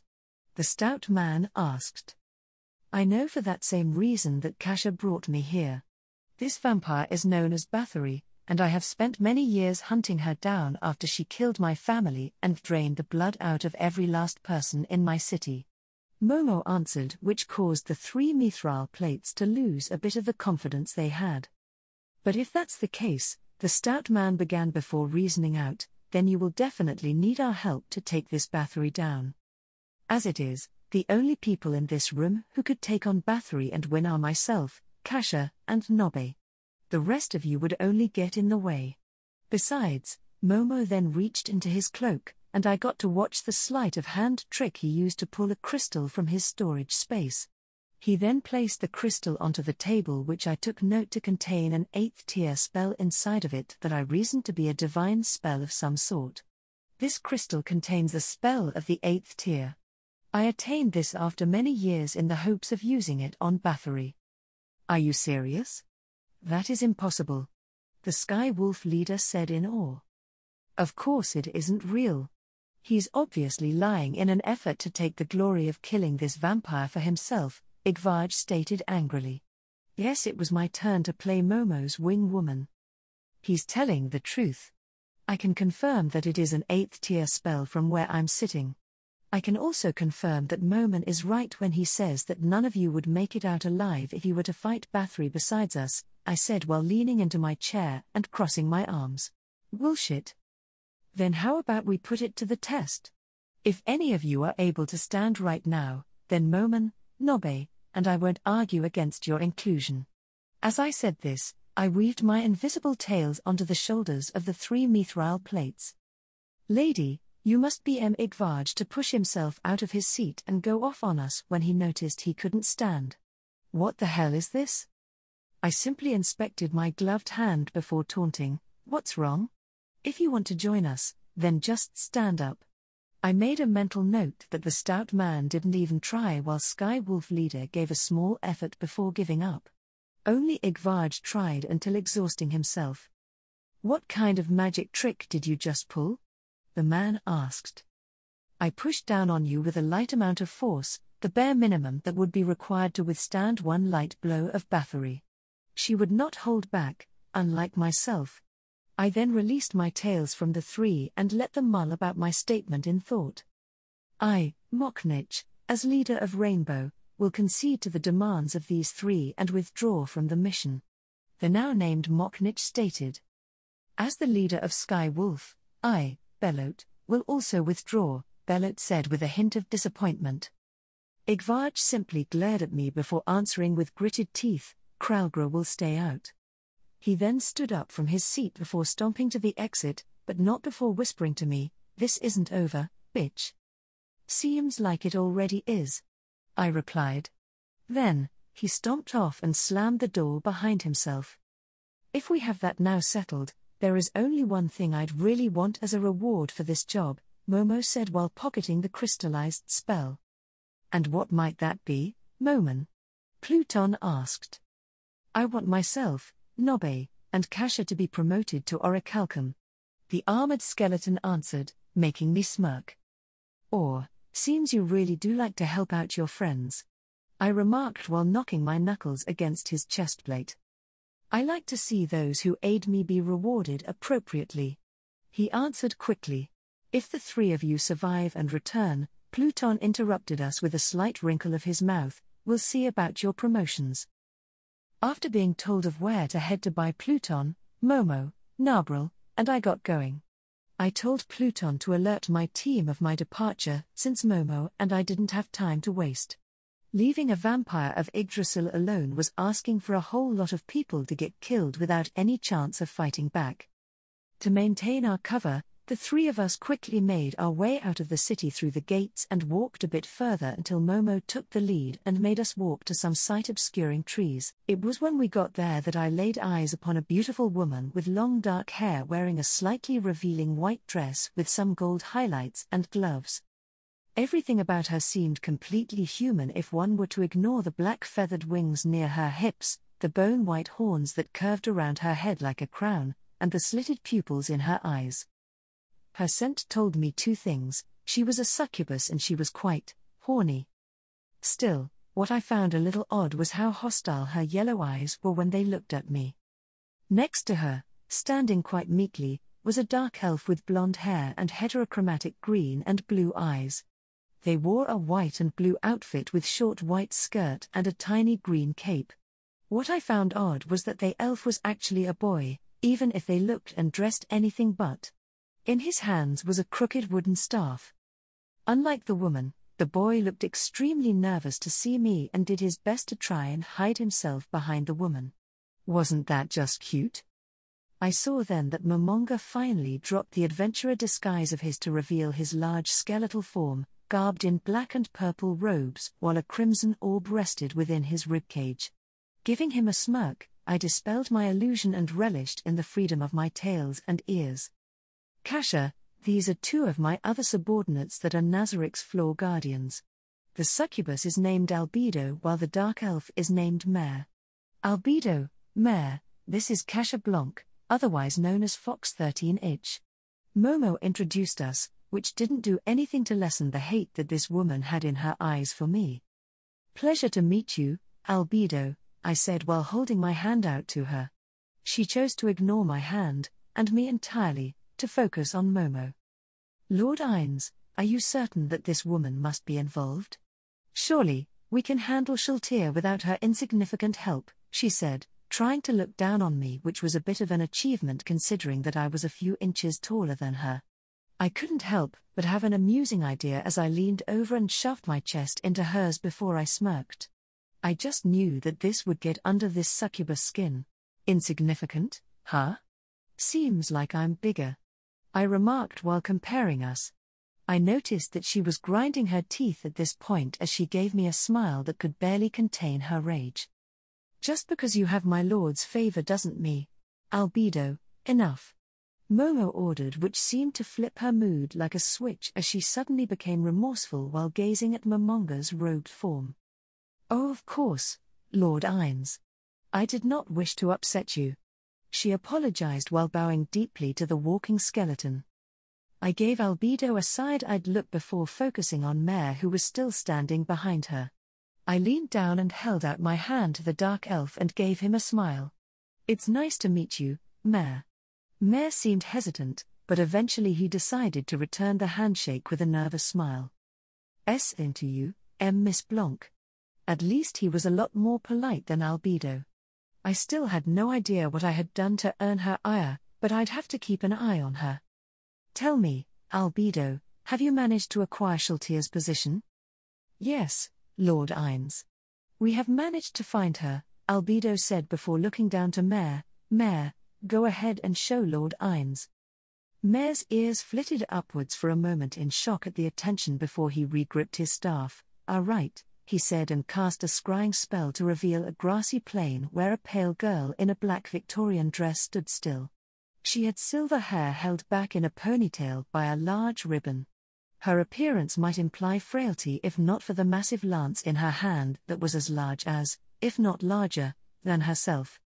I did find it quite odd that she still wasn't moving, even as we watched her. Could something about whatever mind control was affecting her have gone wrong in some way? Thank you for showing me this, Mare. You may return to Nazarik now as we will handle everything from here, Momo said in appreciation, which made Mare slightly blush before he looked down at his feet. As you command, Lord Ines. He then teleported away and I finally decided to ask something that had been on my mind since I first saw the dark elf. So, Momo, did one of your guildmates have a thing for traps or something? I asked, drawing Momo's attention and Albedo's continued hatred. Well, Mare, as well as his sister, Aura, were both created by my guildmate Bukaba Kushagama.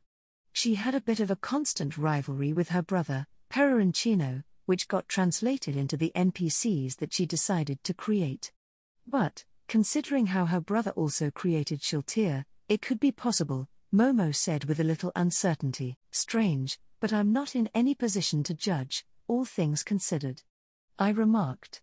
Considering that I have a kobold that is overprotective and speaks in the third person, another kinda sorta NPC who was named after a pun, a copy running about that lacks any inhibitions, and everything about the character that I made myself as.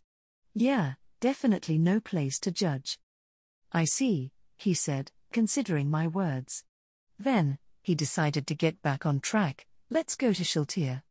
I would like to deal with this issue as soon as possible.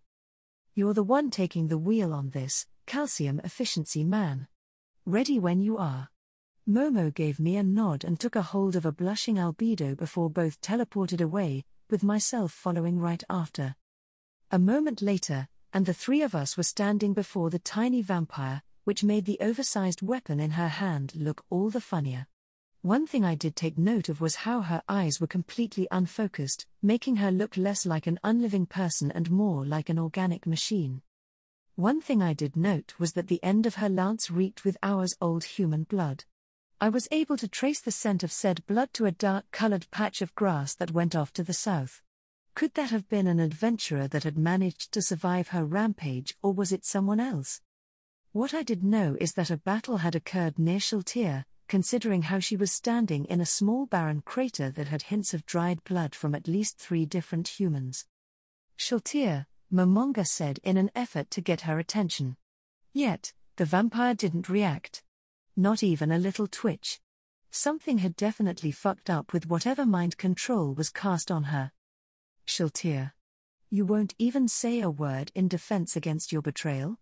And now, you dare to disrespect Lord Ainz by ignoring him. Albedo accused with a growing anger. Lady, it's obvious she won't speak because something fucked up with the mind control that was cast upon her, I said to Albedo in an effort to prevent her from getting angry at someone who obviously could do nothing in her own defense but stand there. You have no right to interfere. Albedo began before Momo interrupted her. She's right.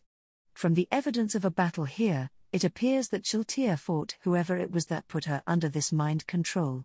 Something most likely happened during this, and she was left without any orders. Momo theorized as he looked at the surroundings of this battlefield. I can confirm that at least 4 different humans were attacked by her. The sense of 3 of them, all men, have blood trails that end in that crater, likely meaning that they were completely destroyed by her. One blood trail, from a woman, goes from her lance to that spot on the ground, I said while trailing my finger for Albedo and Momo, and continues going south from here. Either that person survived being impaled but was in critical condition, or the group they were with took the body with them. That is a good sense of smell you have. Momo complimented, pissing off Albedo in the process, which amused me to no end. Momo then put 2 fingers to his temporal bone and was quiet for a few moments before he lowered his fingers and spoke again. I alerted Demiurge of this. He'll send some of his people to investigate the area south of us. Still, while we know that it was a group who assaulted Shiltir, it doesn't change the fact that she is still stuck in this state. Momo thought aloud before he looked at his skeletal hand and contemplated. Then, he spoke once again. I was hoping that I wouldn't be forced to waste this, but it seems that I have no choice. He rose his hand up, and I was able to get a good view of a very specific ring that he was likely talking about, a silver ring with 3 gems embedded upon it in the shape of shooting stars. Welp, better him wasting his stuff than me. What is it that you are speaking of? Albedo asked with curiosity as she looked at the ring on his hand. This is the super rare item, Shooting Star. With it, you can use the super tier magic, Wish upon a Star, 3 times before the item becomes useless. Momo explained, making me wonder how much knowledge did NPCs actually have of Yggdrasil's game mechanics? Super tier magic? Albedo asked with a hint of amazement. Is this the first time you've seen it? Momo questioned externally like I was internally. Yes. I know that it is a supreme magic that surpasses 10th tier spells, but they are only possible by the supreme beings like yourself. Albedo answered. I really couldn't help myself when she said this, as she just made it too easy. So, wouldn't I be considered a supreme being in your eyes, considering that I can also cast super tier magic? Albedo's eyes widened as she looked at me like I pissed in her cereal. You could never be categorized in the same level as a supreme being like Lord Ines. To think otherwise is absolute arrogance and insanity. She replied tersely as she tried to avoid upsetting her boss. I could tell that if Momo wasn't here, she'd be screaming at me right now, and that made it all the funnier. As I was saying, Momo interrupted, super tier spells can be considered something akin to skills. They have a daily use limit, long cast times, and there are no methods to reduce the cooldowns of the spells once cast. There are, however, methods to shorten cast times, such as this ring, which also nullifies the XP cost that is typically required for casting this spell. As Momo said this, he activated the ring, causing a massive magic circle to appear. What I found interesting about his casting of the spell, unlike when I cast it a few days ago, was how I could now see all the inner workings of the spell from the circle it produced. It utilized an exchange principle as its core rule. Sacrifice your knowledge and time, in this case it was XP, to transform reality, with the greater a sacrifice allowing for larger changes. Except, this spell was hardwired to sacrifice the gem of the ring, an artificial compacting of XP, instead of the user's XP. Neat. Though, that did make me wonder if I could try changing the rules of the magic circle for something else that wasn't as costly. Now, I realize that I'm probably going to end up like one of those magic nerds at the Magician's Guild if I start trying to spend all my time testing and creating spells and spell theory. Now, ring. I wish to cure all of Shaltier's status effects, Momo stated, which made me slightly leery at the wording of his wish.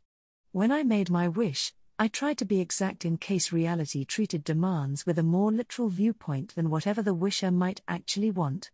Momonga, on the other hand, decided to wish for a cure to all status effects.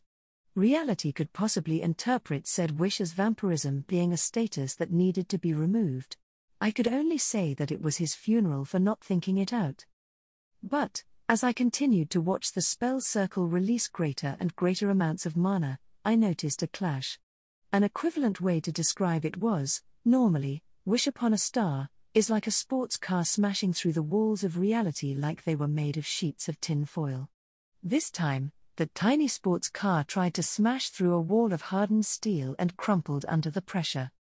Something had been hard-coded into reality as unchangeable, and the spell broke upon trying to change it, causing the entire magic circle to crack apart and burst away into motes of mana that was absorbed into the air. Momo and I were a little shocked as we shared a glance and thought the same thing.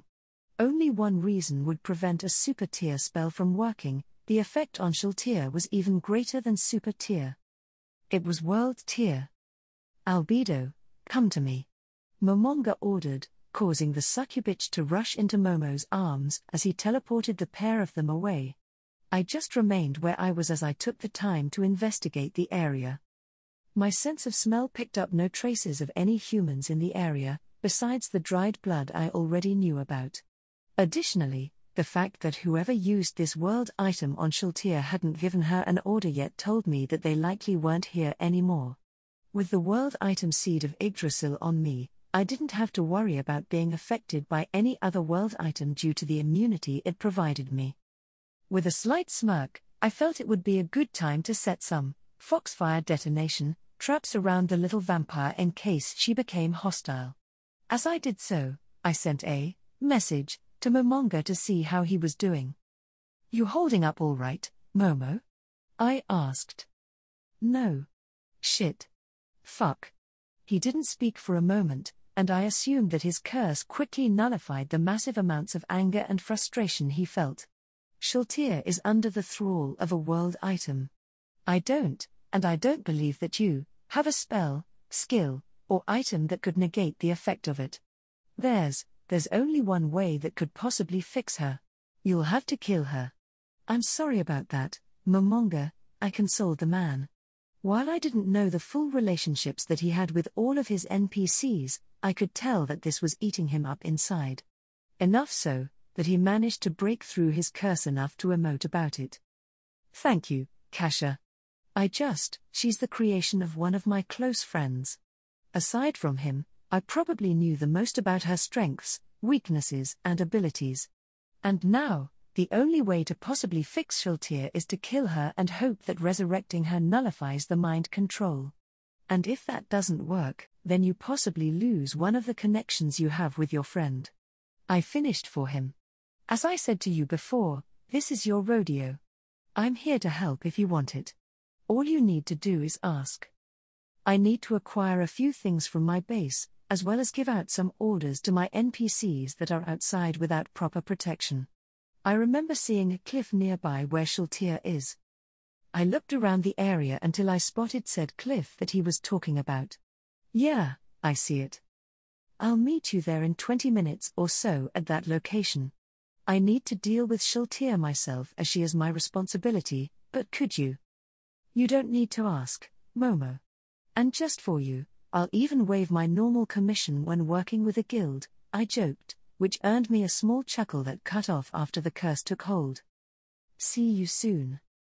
With that, the message ended and I took the chance to set up a few more traps along with perimeter to tell me if any came near. Then, I teleported to the top of the cliff that Momo spoke of, conjured up a white plastic lawn chair, and sat down to wait. As a way to pass the time, I started juggling a ball of foxfire between my tails with the goal of trying to make my movements look majestic as fuck. I figure that I might as well have a party trick or two when I have to start dealing with a bunch of religious nerds more often. Though, I doubt I looked as impressive as any of my tail movements could express, considering the chair that I was sitting in. At the very least, it motivated me to try a little bit harder to compensate. Soon enough, the smell of death that was Momo, along with two differing smells of dark elf, one from Mare, and the other was an unknown, arrived behind me. This was followed along with the sounds of their feet hitting the grass which my ears picked up. Looking over my shoulder, I gave a wave to the three and stood up from the chair before dispersing it. The first thing I noticed was that Momo was wearing a rough-spun robe of what I assumed to be brown burlap. Next to him was Mare, who gave me a nervous wave. Next to Mare was a dark elf that looked similar, but opposite to him.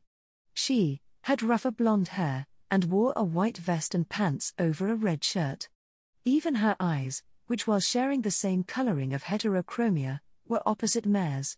Hello Kasha, you've already met Mare, but this is his sister, Aura. Momo introduced, while I gave the small dark elf a smile. Nice to meet you, Aura. Wish it were under better circumstances. Aura replied with a nod. Then, I focused back onto Momo once again. He took my silence as acceptance to speak once more. Aura, Mare, we shall part here. I'll go on ahead with Kasha. You two make sure to scout the area for enemies that Kasha didn't find. If the enemies you encounter outnumber you, retreat to Nazarick and inform me immediately. I understand. The twins answered. Make sure that you actually retreat. The pair of you are an important part to my plan. And, the world items you hold are important treasures to Nazarick that are too important to be lost. Consider them as more important than your lives if you must make a choice. Momonga order which caused me to raise an eyebrow. I know that world items are important, but they're just kids, Momo. This seems to be a little much to be foisting upon children.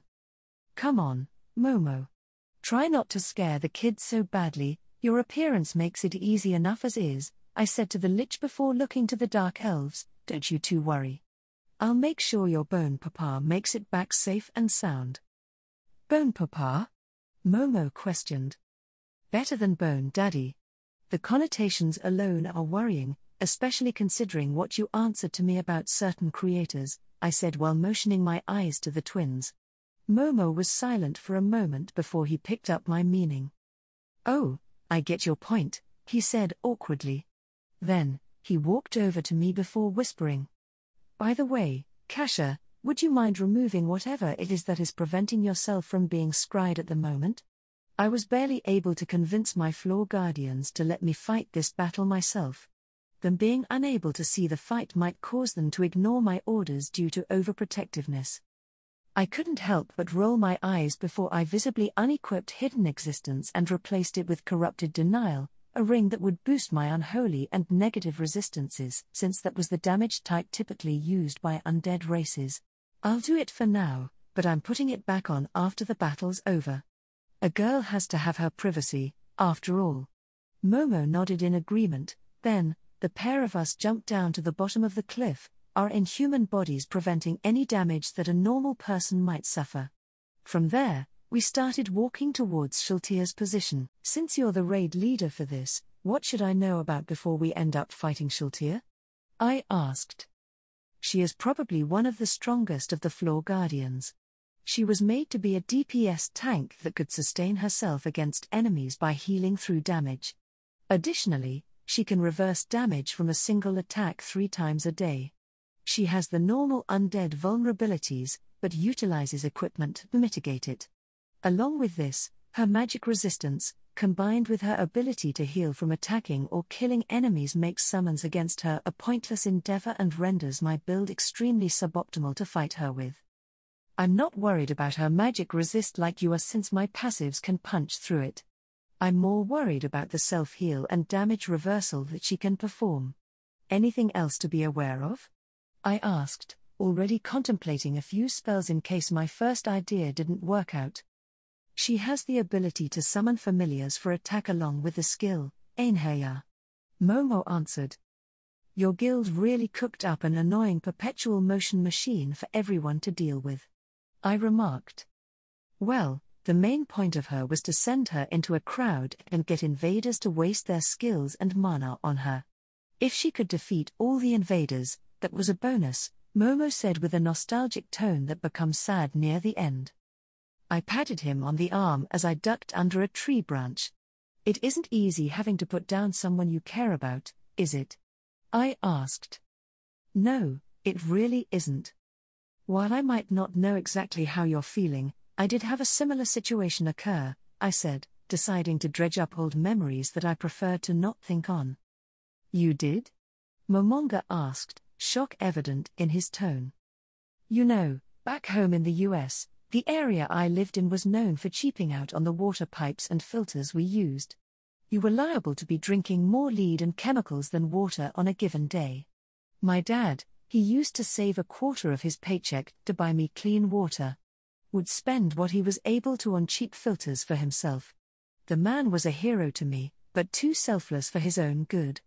Eventually, the lead and chemicals caught up to him and left to Dad in a state of near total organ failure. I couldn't help but grimace being reminded of him choking on blood and screaming in pain. We couldn't afford a hospital, and I couldn't watch my dad suffer as we waited for him to die. Best I could do for him was crush up a bunch of sleeping pills into my water and give it to him. Then, I just sat with him until it happened, I concluded with a dulled tone while stepping over a root. You didn't need to tell me this if it would upset you, Momonga said as he broke off a tree branch in front of himself before tossing it aside. I've had years to move past that event. Barely hurts like it used to. You though, even with that curse of yours, are hurting right now. I just wanted to let you know that you aren't alone in this. I answered him with a grin. He was quiet for a bit after I said this, then, he spoke again. In Japan, my mother was an amazing woman. She worked 3 jobs to take care of us since my dad wasn't there. If I was sick, she'd spend all her time possible in between her shifts taking care of me before running off. Even when she should have spent the time resting, she'd instead be home, making my dinner and asking how my day went. I saw Momonga flash green before he continued. I vividly remember the last time I saw her alive. She came back home, more tired than usual, but then she went to make me my favorite dinner and asked, "How was your day, Suzuki?" I didn't even get to answer her before she collapsed from a heart attack. Died before anyone could show up. Our parents really didn't deserve to have been born on Earth. I grimly remarked. Seems that Earth did one thing really well, burn through good people. Agreed. Then, Momo asked me something that I didn't expect. What was your home like when you grew up? That's a little hard to explain. I mean, we lived in a polluted hellscape like you did, though I guess I could say that the area I lived in had a nice close-knit community that tried to help each other as much as they could. I remember that the Ernandez family hosted a cookout on our apartment's floor once a month or so. Too bad that they ended up dying during a home invasion. Cookouts stopped after that. Interesting. We didn't get to continue our chat as we finally arrived in the grassy plain once more where Shaltir was still standing, having not moved an inch since we last saw her. Guess reminiscing is over, I remarked as I stopped us at the edge of my traps. Before I left, I put down enough traps around Shaltir to make this place a crater. Be careful on getting too close. Much appreciated, Momo said. At least I can focus on aerial traps and not use up too much of my mana. Then, with a smirk, I cast Mana Font onto the necromancer. So, about your mana usage, just pretend like you don't have one for this fight, I told him. He looked at me with a cocked head before testing it out and casting Triple Maximize Magic, Aerial Mine, repeatedly in the air around Shaltir. That is different. What buff did you use on me? Mana Font, I answered while casting Law of Planar Movement. That spell fell off meta years ago due to it being too much risk to focus efforts on enhancing a single caster while taking other casters out of the fight. Why are you using it? He asked curiously. I have more than enough mana to not give a shit about it siphoning some from me, among other reasons. For now, just go wild, I answered. That seemed to remove Momonga's reservations as he started dropping a hell of a lot more traps all around Shaltir. When he was finally finished, he started casting every single buff he had on himself. I found it a little adorably silly that he said that names of each spell he cast, something I started to not do since I got here. But, since he was buffing himself, I felt that I should follow with all the buffs that I could think of. Energy Immunity, Fire, Energy Immunity, Negative, Hardened Steel, Life Essence, and a few others. By the end of it, Momonga was looking at me with his unreadable skeletal face. Okay, seriously, how much mana do you have? Enough. He sighed in annoyance before turning his attention to Shaltir. Our best bet is to hit her with our strongest attacks to start with, simultaneously. If she has any form of resurrection, that will likely cause her to burn through it. From there, I can utilize my class skill in combination with Cry of the Banshee to get around any death protection she has. He then gave me a serious look. You'll need to leave the area by at least 100 meters to avoid it. I'll give you a signal for when you should. Sounds like a plan, Davy Bones. Let's take her to your locker. All right, Fox, lady. I appreciated Momo's attempt at a nickname. Fox-based puns are a lot harder than bone puns. We'll have to work on that, I stated before holding my fist out to him. This time, he picked up on it and bumped back. At least that's some progress we're making. Ready? He asked. I gave him a thumbs up before preparing Grand Catastrophe. In exchange, he upped the ante and started preparing a super tier spell. I couldn't help but feel a little put off as he had multiple minutes of cast time to go through as both of us were surrounded by a magic array in the form of a sphere that consisted of the super tier spell he was going to cast. And, from what my mind was telling me, the spell was Fallen Down. That would do quite a bit of damage, but there were other super tier spells that were better at it. All I could assume is that this spell was the most damaging one that he had added to his character. Probably the rest were things more fitting to the necromancer build he had been going with in Yggdrasil. My plan has slightly changed with the fact that mana levels are less of a hindrance right now. But, overall, my main goal is to burn out Shaltir's mana and abilities before taking her out. If we can do so before the second stage of my plan, then that is also acceptable. As he said this, he pulled out a few sticks that I knew to be cash shop items. Following that, he reached into his inventory and pulled out a white band that he wrapped around his wrist. Pushing a few buttons caused the item, which I now knew to be a watch, to chime out in the voice of a young girl, Big Brother, Momonga. I'm setting the time. I couldn't help but glance at the skeleton with a questioning eyebrow raised. Is there something you want to tell me about that? I couldn't help but ask. My friend, Bukabakushagama, is the one that made this watch and set it for me. I've never been able to mute it, unfortunately. Momo quickly answered with a hint of embarrassment in his voice. He has some really weird friends. Right. Anyway, how much longer till your spell is finished? I asked, changing the topic. A few more moments, he said, causing me to tap my foot impatiently on the grass. Just when I was about to ask him again, he finally gave the word, now.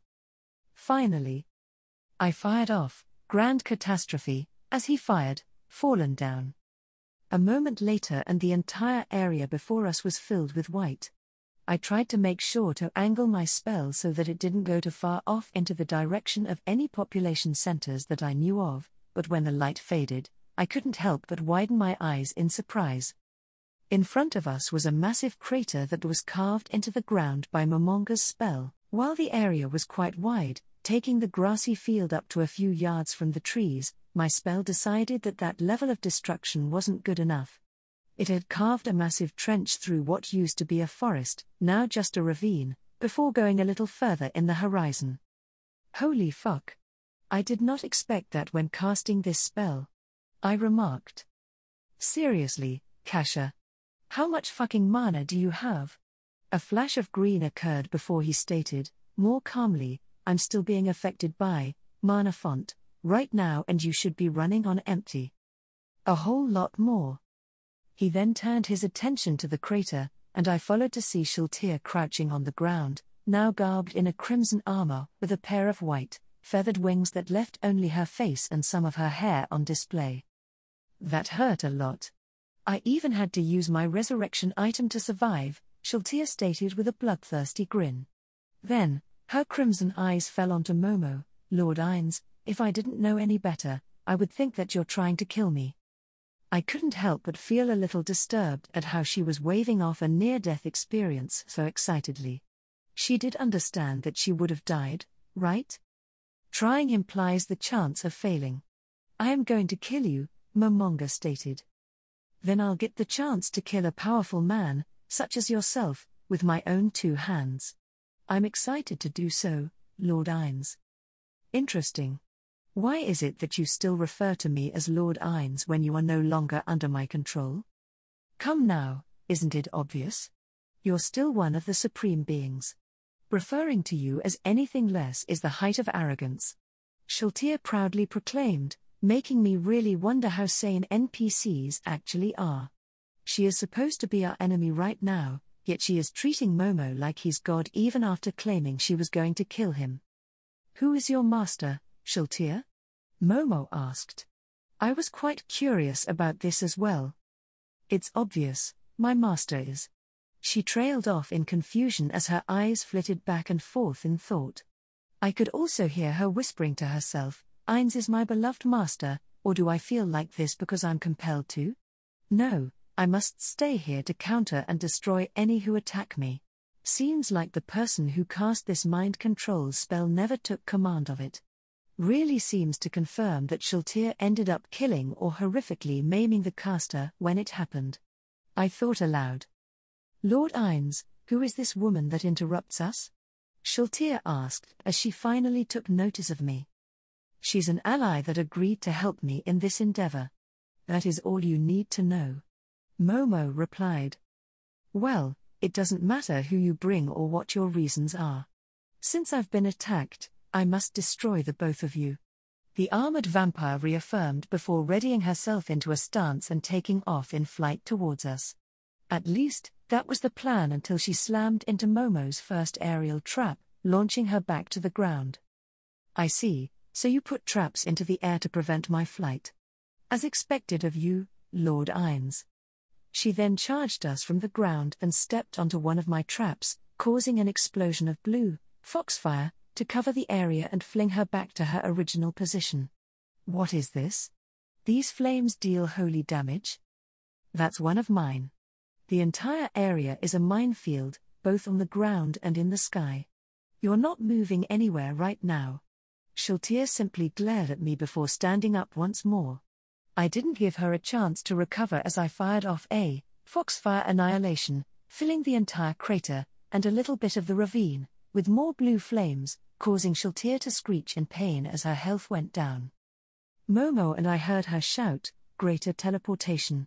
To no effect as, law of planar movement, prevented the spell from working. As the flames cleared, I also took note that she had a look of sheer rage directed at me now. Maximize magic, gravity maelstrom.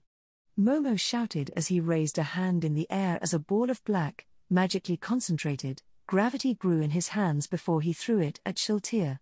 Unable to avoid the damage, she crossed her lance in front of herself and lessened the hit onto her body.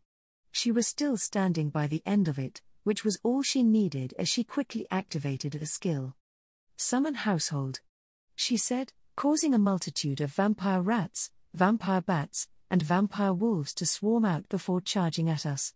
I quickly understood her plan as the familiars began triggering all the traps leading over to us. I couldn't help but smirk at the quick thinking, especially because the traps all being triggered blocked our line of sight with the vampire. A second later, and a white lance of holy energy shot through the flames and impaled Momonga, causing him to cry out in pain. My eyes flicked back to the crater as the flames of my traps finally began dying down, revealing smoking rock and a wall of earth. That was too obvious of a target. My ears listened for footsteps, but what really triggered my sense of danger was the smell of vampire that came from what looked to be smoke at first as it came closer. Momo also picked up on the suspicious smoke getting closer to us. "Smoke?" he asked to confirm as he readied Astral Smite, a spell made to hurt ethereal beings, or in this case, temporarily ethereal. "Smoke." I confirmed and joined him, casting my own version of ethereal punishment with Inori's Astral Hunter. From my spell, a ghostly fox burst out rushing towards the smoke while Momo's spell launched a lance of energy that rocketed into the smoke. My fox quickly joined in biting onto the smoke, causing the smoke to coalesce into the armored form of Shiltir, except she was smirking. That was when I noticed something. I couldn't hear sound coming from the crater. An impossible absence of sound. Little shit cast, silence, near the end of the explosions earlier. I flicked my eyes back to the crater and noticed a bleached white copy of Shiltir less than 4 yards from us. Pushing Momonga back with 3 of my tails, I used 6 more to block the copy as its lance slammed into my shield of tails. My boots skidded on the ground as I was pushed a few feet back. "Bitch, please," I said with a glare as I stabbed my 3 unoccupied tails into the ground as support while my 6 flung the Einherjar copy a few feet back to give myself space. If that lance of the copies had hit me, I would have been in for a world of hurt. Then, I fired a rapid barrage of Grand Fireball from each of my tails, using each explosive impact of the spells to fling the copy further away. At the same time, I glanced over to see Momonga cast Wall of Skeleton, to create a bone wall between himself and Shiltir as her lance stabbed through it, the point of which was a few inches from Momo's face. Then, he shouted, "Maximize magic, reality slash," causing a bright blue blade of magic to cut through the wall of bones and bisect Shiltir in a massive gush of blood. At least, it would have if her skill hadn't activated and caused her blood and innards to get sucked back into her like reversing a movie. It was grotesquely fascinating, to be honest. Looking back at the copy, I noted that it was having a difficult time standing up, so I cast Jaws of the Earth Dragon, sucking it below ground and buying a few seconds so that I could pay attention to Shiltir. Going all in, I fired an array of 9 Foxfire lances at Shiltir's side. She took the first one in her left arm before noticing the rest of the lances. She allowed herself to get hit 2 more times, using the force of each lance that hit her to push herself off her feet and a few yards away from Momonga. The remaining 6, she used her wings to spin herself out of the way of most of them before taking one final hit in the leg and crashing back into the crater. She was huffing up a storm as she used her lance to push herself into a standing position. At the same time, her copy barely managed to pull itself out of the ground nearby and moved over to join her. What surprised Momo and I was when she pulled her lance out of the ground and rushed at her copy before repeatedly stabbing it. I was almost going to consider Shiltir to have gone insane at this point if it wasn't for the fact that her HP was going up. "Team killing is viable now?" I asked aloud. "It is now," Be thankful that she doesn't have a method at the moment to replenish her mana. Momo replied. Force explosion. Shaltir shouted, aiming the spell at me for once. A quick snap of my fingers and I cast Counterspell, negating the spell. I took notice that her mana was also beginning to get really low. A second later, she threw another javelin of light at Momonga, who took it with a large grunt. Reality slash. Momonga announced as he fired off another blade of energy, cutting through Shaltir. And, once again, her body stitched itself back together. Helping Momo out, I fired another array of 6 Foxfire lances from my tails at Shaltir. Peeking at my mana, I noticed that I was dropped down to half of my capacity from all the spells between Momo and I we were casting. Looking back at Shaltir, I noticed her slash once of my fiery lances with her lance, punch another one with her bare fist, causing a bursting of blood from the armor of her gauntlet, duck under and then dive out of the way of the third and fourth lances, and kick the fifth lance away. The final lance pierced its way through her sternum, leaving a hole ringed by a glowing molten blue. Then, she finally used her last damage reversal to fix the hole I put in her. Seems that Lord Ines and you are putting me through my paces. Shaltir remarked with a heavy breath and a massive grin, and she looked to Momonga. I've never felt more alive than I have fighting you. My only question is why you haven't used up any mana throughout this fight? I've used up most of mine, and even with her large reserves, that woman has gone through almost all of hers.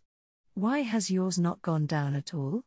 I couldn't help but smirk at how she still couldn't tell that her information on my mana amount was a complete lie. You can blame the woman for that.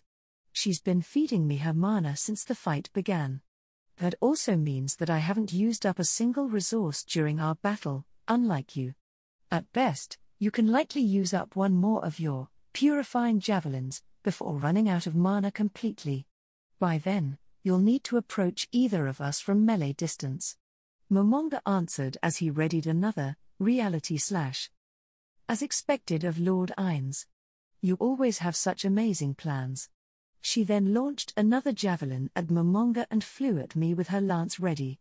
At the same time, Momo fired off another blue blade at her as I used a tail to block the javelin and cast Foxfire Annihilation at Shaltir while 8 of my tails readied themselves to intercept her attack. She didn't get close as the reality slash bisected her. Her crimson eyes widened in shock as she let out a final Lord Ines before a wave of blue fire engulfed her. When it had finally cleared, Shaltir was already turning into ash on the ground. The only thing remaining being the charred remnants of her armor. I ended mana font on Momonga once it was confirmed that she was dead. Following this, Momonga silently walked down the crater towards Shaltir's armor and pulled up her helmet. He used a bony finger to try and rub some of the charring off of it before his shoulders slowly slumped and the green glow covered him once again. Then, he picked up the armor remnants along with the lance and stored them away before walking back up to me. It's over. Shaltir is dead, he said to me, almost trying to confirm it to himself. I'll head back to Nazarick immediately to hopefully revive her. What will you do? He asked, the imposing tone he typically used now gone, and in its place was just an emotionless voice. I'll probably check on a few things on my end and camp it out till morning. Do you want to meet at the tree line we met Albedo and Mare at, then head into Rantel together with Nabril? Yes, that will be best. He turned to leave, but I stopped him by grabbing him by the arm. Do you want to talk about this? Right now, not really. Perhaps later. I gave him a nod at that. Big guy likely wanted to cope in his own way for a bit to process everything that happened. All right. Have a good night then, see you tomorrow, I said before patting him on the shoulder and walking away. After an actual life or death fight with risks to me for once, I just wanted to rest for a while. Taking off the ring Corrupt Denial, I replaced it with Hidden Existence and teleported back to Haven Lake. Albedo. That fucking bitch, thinking to speak to and touch Lord Ines like that. It took everything I had to restrain myself and not rush over to my love, even after he promised to come back to me alive. But I stayed true and put my faith in him, and it was rewarded with his survival along with the defeat of the traitor, Shaltir. Now, after that battle, all I can do is process everything that I saw of what the fox slut can do. What I found infuriating is how she didn't even call my love by the name that he wanted us to refer to him by, Eins ul Gaun. Instead, she was able to call him Momo. Momo.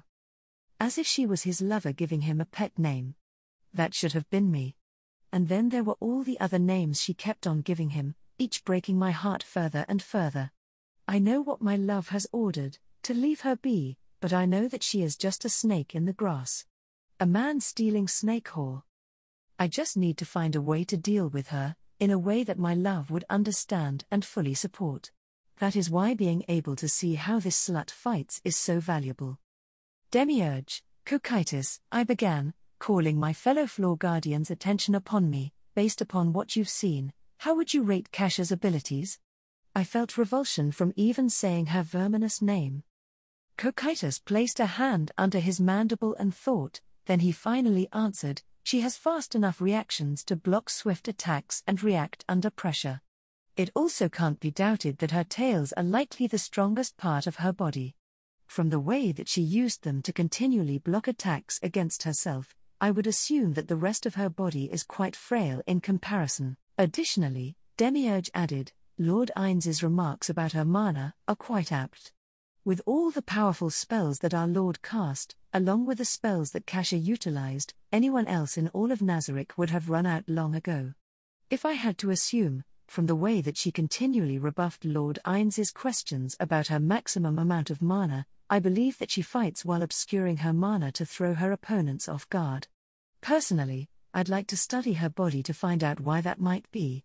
Sadly, Lord Ains has said to not touch her. I can understand why. Lord Ains wishes for her to join him. The devastation from her spell, Grand Catastrophe, would make conquering this world simple. Point her at a country as an ultimatum and let her destroy entire landscapes if they disagree.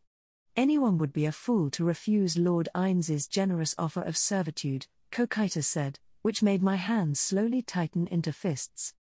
And if she were to refuse Lord Ains's offer to serve him? I asked. I'm not sure.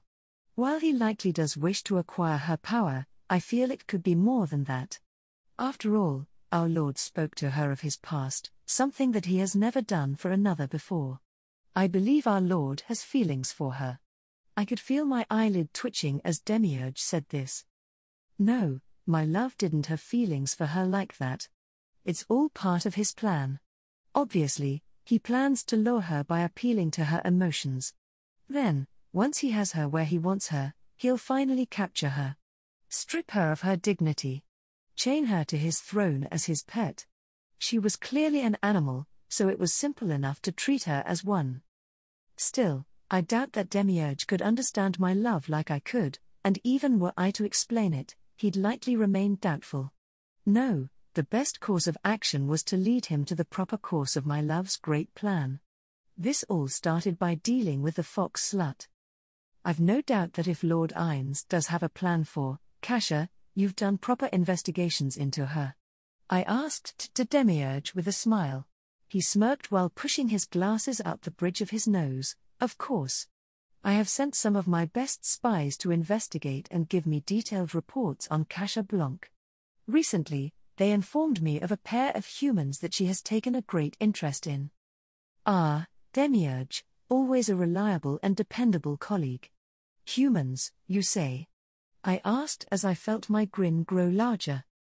Indeed, Albedo. A girl named Nina and her older sister named Tyre. From what they've noticed, it almost seems like Kasha treats them like daughters. With especially fond reactions around the younger girl. I now know exactly where to start when dealing with the fox slut. Demiurge, of our doppelgangers within Nazarick, which would you say are the strongest and most undetectable to most methods of discovery? I asked. I could compile a list for you within a few hours, but why do you ask? Well, obviously our Lord wishes to get closer to Kasha. What better way than to replace one of the sisters with one of our own that could convince Kasha of our Lord's greatness while also being able to interrogate the sister that we do have? We can always let the sister go after erasing her memories once we have what we need, considering how our Lord wishes to not upset her. Oh, I'd let her go all right. Neuronist always was dying to have new people to play with. Even better, I'd make sure that the girl, probably this Nina, didn't get to die. Maybe I'd throw her to Shaltir after a while. Then, after my love finally brought this fox slut to heel, I'd show her all the fun that this daughter of hers has been having. This sounds like an intriguing plan. No doubt, Lord Ines has already considered it and has been waiting for one of us to already take initiative and enact it. Demiurge considered, much to my delight. Then, he said the words that were like music to my ears: I can have a roster of candidates for you to meet with by tomorrow morning. Thank you, Demiurge. Excellent work.